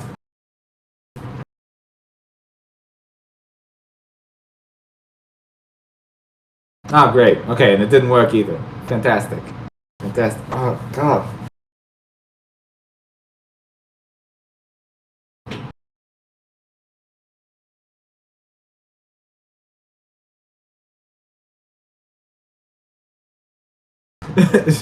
Alright, so...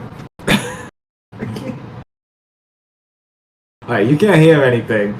He's like a completely different person. Ah, Jesus. He's like a completely different person. I can't even... I feel like I'm covered in bugs or something. This is horrible.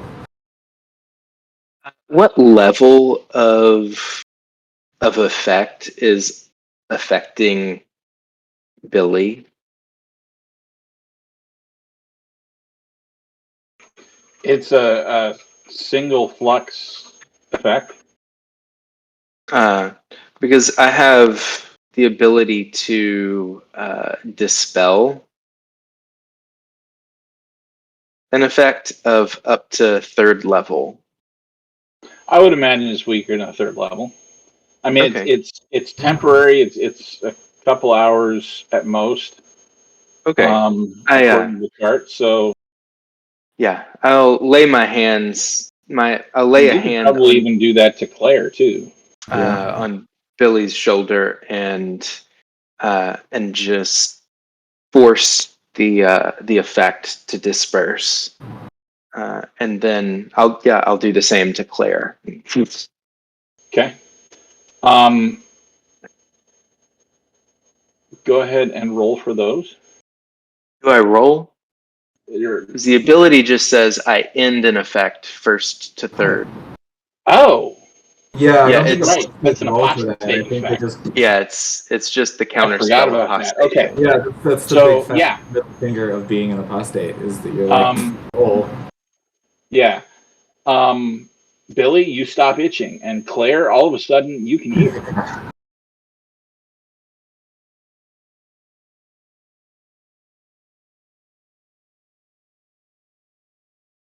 Thank you. Claire looks really confused. All right, Claire, let me catch you up. Is everything okay with you, Like a hon? totally different person. He thinks that we're crazy because I was itchy and you can't. Anyway, I don't even know. It's weird. I mean, I like him. I don't understand. You are too much. Sit down and eat your food. Oh yeah. All right. Malik has got to have some kind of, I don't know, wine around here. Is there wine? I have some whiskey. Oh, whiskey. I don't have a taste for that. What? What's going on? Did you hear Why that? is Albion talking funny? Albion Finch just said he has no taste for whiskey. Like, do you? I've never cared for. It's a bit too much for me. Okay, Gives me the that's- vapors. He managed to leave the circle, so he's not possessed. I can hear you. Of course, I'm not possessed, dear. I'm right here. He also doesn't remember being a maker or making anything, I've- making a radio, making this little thing. I have never. He's gonna be really I can convinced tell when he you gets to for his a house. fact that I've never been a maker in my life. You ever going with you? Yeah, he's. Gonna It be really seemed confused when he seemed walks like in a his good house. fit when I came back from Shadow. Everyone kept telling me you were an engineer in Shadow, but I said I'm tired. I'm tired, and I can't even possibly. So, I walked away from it. I said no, thank you. The orders held no interest for me. The Vances are too hoity-toity and intellectual. They just dance around their problems with books and never address the issues at hand. Now, I will say, a weaver makes perfect sense to me, but I just never had the feel for it. And Goetics, well, you're just what? there's just so much backbiting in the whole community. Everybody is Yeah, I can see that. That's why I getting their typically don't make information contact. from each other. There's no community. So I just went my own way, and I found many friends, and I've found many friends amongst the orders, such as yourselves, but I've never fallen in with the orders, and I don't know why you keep insisting I'm a maker. But it's fine. Because It's you have a fine. maker's workshop in your house. Oh, I believe you'll find that my maker's workshop, as you call it, is just a well-appointed kitchen. No, it wasn't. You know, I'm your neighbor. at this point, I wouldn't be surprised if it is now. But you know, I could probably. I mean, Only one way to right. find out. You seem great. Like you're doing good. You seem happy. I'm here for it. Yeah, as long You know, as you you're seem happy. all right. I mean, I've got my But broadcaster, so I'm good. yeah, you want? I mean, I could like probably give you a glimpse into that if you want to see it and realize that we're not completely insane. You just do you, friend. You've always been a mystery to me, and I gotta say, at the moment, not any different. But That just is how you remember me, but you don't remember anything that you did for like the last year. I have spent the last year learning spells, diving into the secrets of the Vislae and making a mean beef bourguignon. But I have no idea about any of the other stuff. Tuck in. Yeah, I just get ready for some food. I look at Claire and I say, we just roll with it? Yeah, let's just roll with it. But I think we should leave the pieces of our soul alone. Yeah. Because this change seems to have happened after we cut off a piece of his soul and shoved it in a broadcasting device. I mean, it doesn't Maybe necessarily we leave our seem like souls it's intact. Yeah, I'm here for that. My soul, I'm and gonna I bounce pull. I don't need any I more pull bounce. out the little silk pouch that I keep my little soul fragment in, and I pull it out and I say, "It seems perfectly intact to me." But Yeah, well, it was purple a couple hours ago. It was bright green, so. And it is still whole. Yeah, we well, also took a piece off of it. It was part of making the machine. I don't know. you know, some things in life are a mystery, and I find that life's a little bit more enjoyable with a mystery or two to occupy your mind. But from the moment my stomach is empty and all of this talking is just making me more famished, and I just tuck in. Yeah, everyone knows Billy's appetite. There's half of him is like, I just want to eat the whole time. So yeah, he just sticks it. You eat, and eventually Malik comes in, finished with his working, and he sits down and eats, and it takes him about 5 minutes, but he stops mid-bite and kind of looks at the meat on the end of the fork and scratches his head. I don't remember having any duck. Oh, well, of course you don't, because you didn't. I just had to create it. Oh, okay. It's not as good as Getting the back to real eating. thing. But it's not as good as the real thing, but I don't have my whole kitchen. So So are we building another one or what? He doesn't building remember how he built the first one. Doesn't remember. building The what? plans are right there. And he points, and there's a stack of blueprints. Oh, well, then I assume that you'll get right on it. And then I turn to Billy and I say, "Have you started dabbling in makery?" No, that was all you. You've been working with him for. Very well. It was me. It was me. I'm guilty. I made the thing. No, thank you. We've been And working towards this for months and months. It's impressive. It's an impressive feat. that's a lot of papers. I assume it was quite an impressive feat. Well, if I did that, then I don't recall. And in fact, I recall a very different time Yeah, that's that pretty I've had. However, I won't argue any further because this meal isn't going to eat itself. Yeah, Claire's just started eating because she figures either things are going to go back to normal when they get to Saturnine, he's going to see the Maker's Room when they get back to Saturnine, or things are going to be different. She's just going to roll with the punches. Yeah, I'm just rolling with it. Things will probably be different. Mm-hmm. Y'all go So, back yeah. to eating. It's really good. Yeah. I mean, yeah. There's nothing. There seems to be no.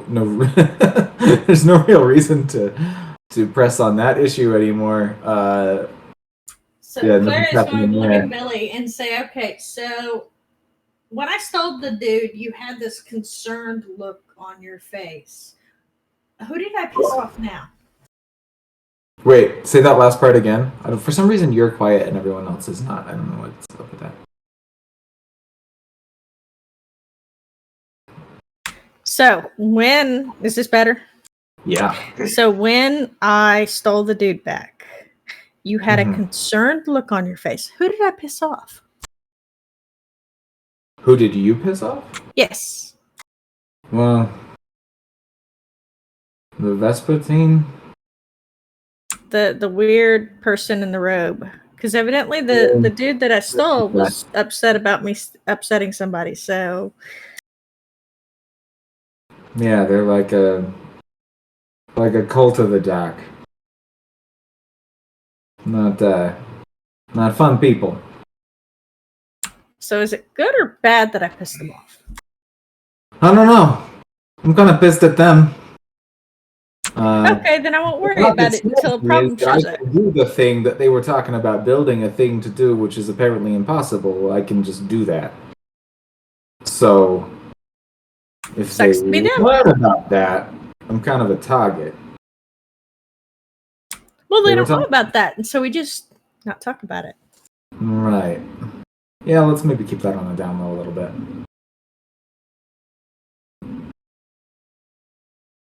Speaking of which, we should maybe check on a friend over there. See if he's come too. That's probably a good idea. Thank you for the food, Albion. It was delicious, as always. I am pleased to see that you haven't lost any of your ability in the kitchen.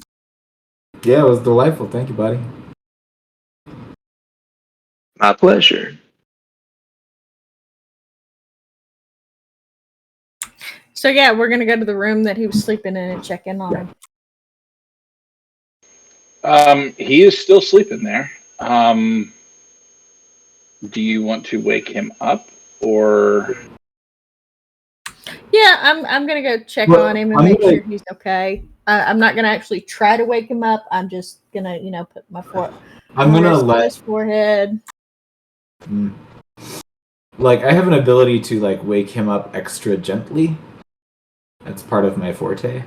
okay? But Billy will be like, I can bring him like peacefully out of sleep if you just No, want if he's sleeping this much, he probably needs it.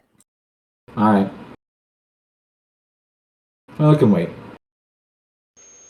You feel his forehead, and he doesn't feel like he's got a temperature. Like he doesn't have a fever, or he doesn't actually have a temperature. No, he doesn't have a fever. Just checking, because ghosts and shit. Yeah, no, he's not dead. He's asleep. Everything about him looks to be the same as when you originally got there. In other words, his clothes and his equipment has not undeteriorated. Yeah, I'm gonna glance over at Billy and go, what do you think of this? Do you think it was from where he was or from me summoning him? No, it's from being in the red.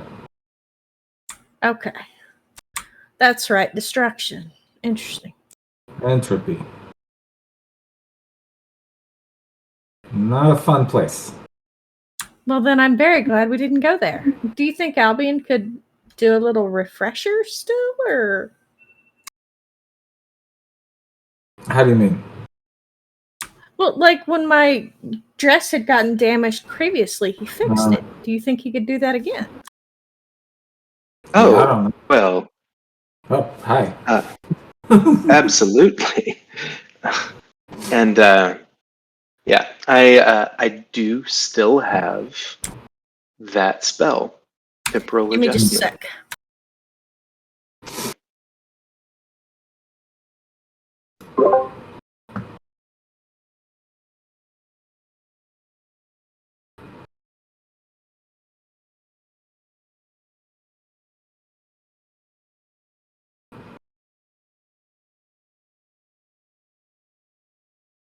Okay, there we go.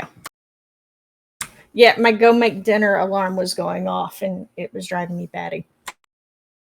I heard it in the background. I was like, oh, that's the worst sound in the world. All right. So you are doing what, Albion? What was it Claire wanted me to try to do? Yeah, Claire was just asking if you could like fix his stuff. Like What? return it to new-ish, or how new it was before. I can return it to a state that it was in up to and including 1 year prior. Hell yeah. That's a Forte thing, huh? Yes. No, Wasn't it's a spell called Temporal Adjustment. Oh, it's just a I spell. touch an inanimate, non-magical object that I can hold in a hand and reverse the effects of time on that object up to 1 year. So if it was whole within the last year of its existence, which There was. we don't know how much time has passed for that object, but if it was whole within the past year of its own existence, not within the last year of our existence, then it would be returned to. But also, it can't be magical. Although I can fix a broken magical object, I just can't make it work again. okay. Yeah, Claire's just going to mainly ask if you would be able to freshen up his tools and maybe his clothes. Kind of a nice gesture of sorry I stole you from the bad guy. You're welcome. Oh yeah, I can just lay hands on the suit and whoop, it returns back. And then if there's anything else that you need repaired, I can handle that. Just let me know. I'm not going to presume. Yeah, I say to him. all of it is kind of deteriorated, like stitching and frayed leather and junk like that, right? So as a byproduct of being in the red. Okay, so it was just being in the red that caused the deterioration. I see. So yeah, whoop. I didn't know if he had experienced a great deal of time that we hadn't. So. He just happened to be in a particular location in the red that accelerated that even beyond what normal ambient would do. Right. That makes perfect sense. Yeah, when he came out, he didn't seem like he'd been gone long at all. He wasn't. So, there you go.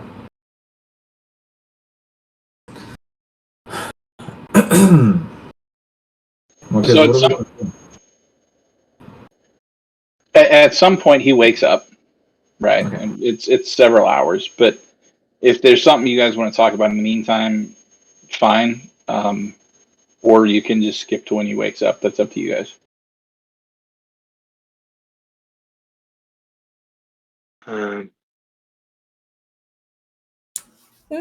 Tell me about this man and where you found him, because that's, if I'm being honest.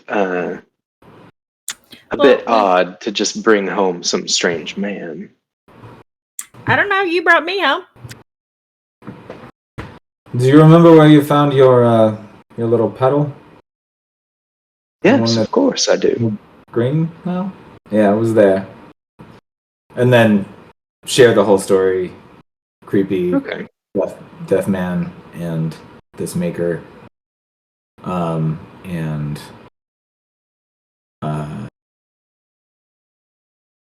purposefully don't like spill out that Billy has literally done the sort of inter-sun travel thing independently, but I do tell him that that's what that guy is trying to accomplish, just to see if Albion even remembers that, because I'm kind of trying to like see where he's at. Now, traveling across suns. Yeah, like the way you and I came here. Remember that? I do. I do. I've studied a bit on that myself. What about it? Well, creepy death guy wanted the Mega to build something that would allow him to do that, kind of like I did. So don't talk too much about that one time, because I don't really want a target on my back. I think I already have enough of those. I mean, is it more difficult than just casting a spell to do so? Yeah, I don't think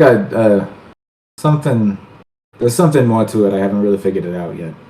It has something to do with I'm not from here.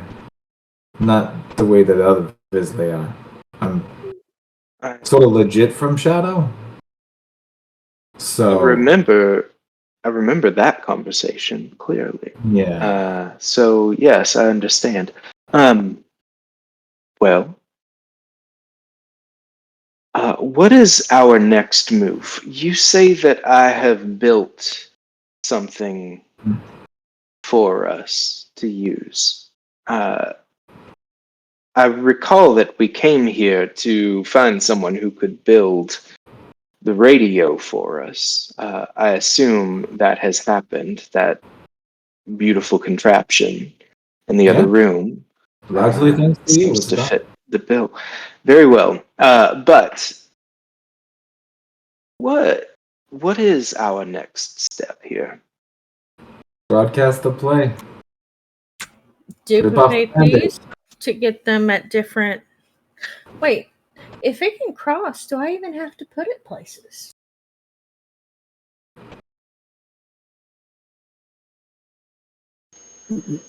Technically, no, but you were going to broadcast from the Pale so that it was easier to get the stories of the dead out. So This is true. if you were going to duplicate it, you would at least need to duplicate one more. Yeah, I think we'll duplicate it 2 more times. I'll talk to. There are beings, people, dreaming under all of the suns. And so theoretically, if this works the way it's supposed to, and I'm understanding it correctly, the signal is being broadcast into people's dreams and then to everywhere. So it looks like it's being broadcast from all over the place. So we need the one in the Pale because the dead is like our cast and crew sort of thing. Like this is like where we're going from. I think we're broadcasting from. But then after that, I think it just goes. If I'm not mistaken. So you've got a broadcast point, and the idea was to obfuscate that broadcast point. Mm-hmm. And you're doing that by going through the deep sleep. Mm-hmm. If you want to not just have to broadcast from the Pale, Like if you want to do plays, if you want to do interviews with somebody else, and you don't want them to have to go to the Pale where your broadcasting station is, you need another broadcasting station. Yeah. And the plan was also to have multiple spots of broadcasting. That way, if they caught one, it didn't stop the signal. Yep. Right. And theoretically, that's masked because if they caught one, it would just be like George over here who's taking a nap. Yeah. If I recall, that was the plan, is that we would set it up with multiple places. That way, the thaw is chasing their own tail.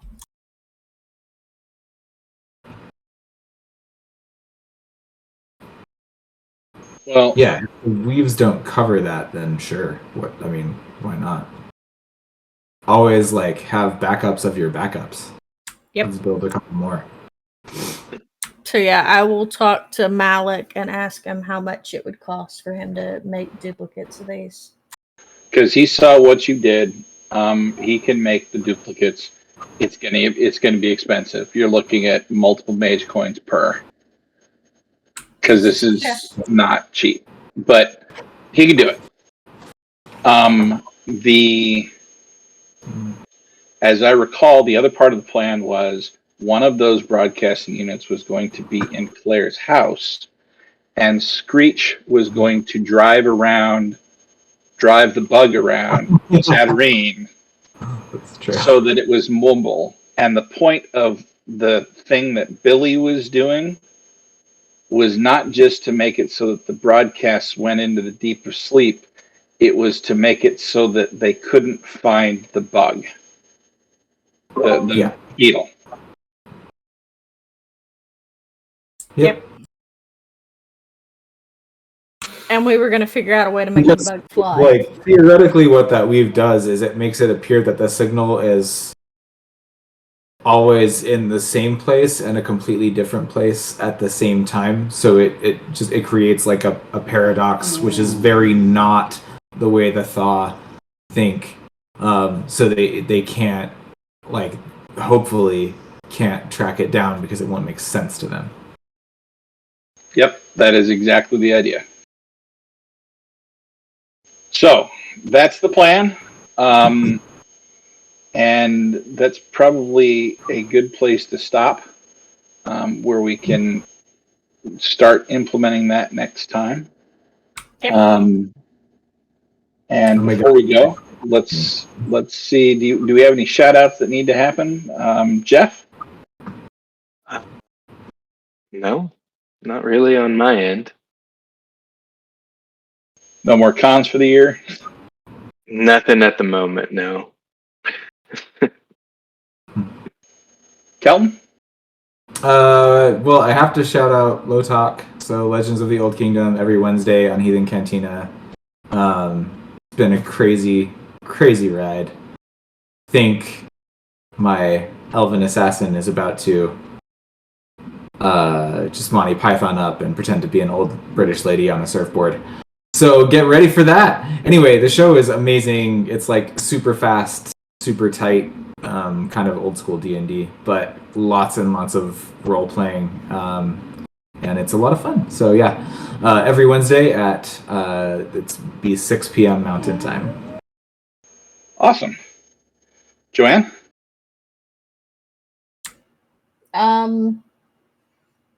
Manapot Studios is playing next Sunday. That's right. Is Invisible Sunday every Sunday, and The Hole in the World is I don't know if they're back next Sunday or not. I think they are. Yeah, I think so. I think that's what it said. I believe that is. Hopefully, they're back, and if you can't wait to see us for 2 weeks, go see them because they're awesome. Plus, they're also doing other live stream games too. So tons of things, but Hole in the World might be my favorite Twitch stream. Like it's in the top 3 at least. I love those guys. It's so good. And we were going to play World of Warcraft again tonight. Yes, if you want to hang out with us tonight, we are playing World of Warcraft at 8:30. That's Eastern time, so come chat. We'll have chat open. And last time was fun, just hanging out with people and talking. watching me suck at MMOs. You don't suck. You were doing just fine. I relate. What is it that we're doing again? How do I bring up that menu? Don't give me that crap. I We've have been this- married too long, and I've known you for too long to be able to buy that crap. All right. I think that's everything. So until next time, from our Citadel to yours, happy gaming. Happy gaming. Here, guys.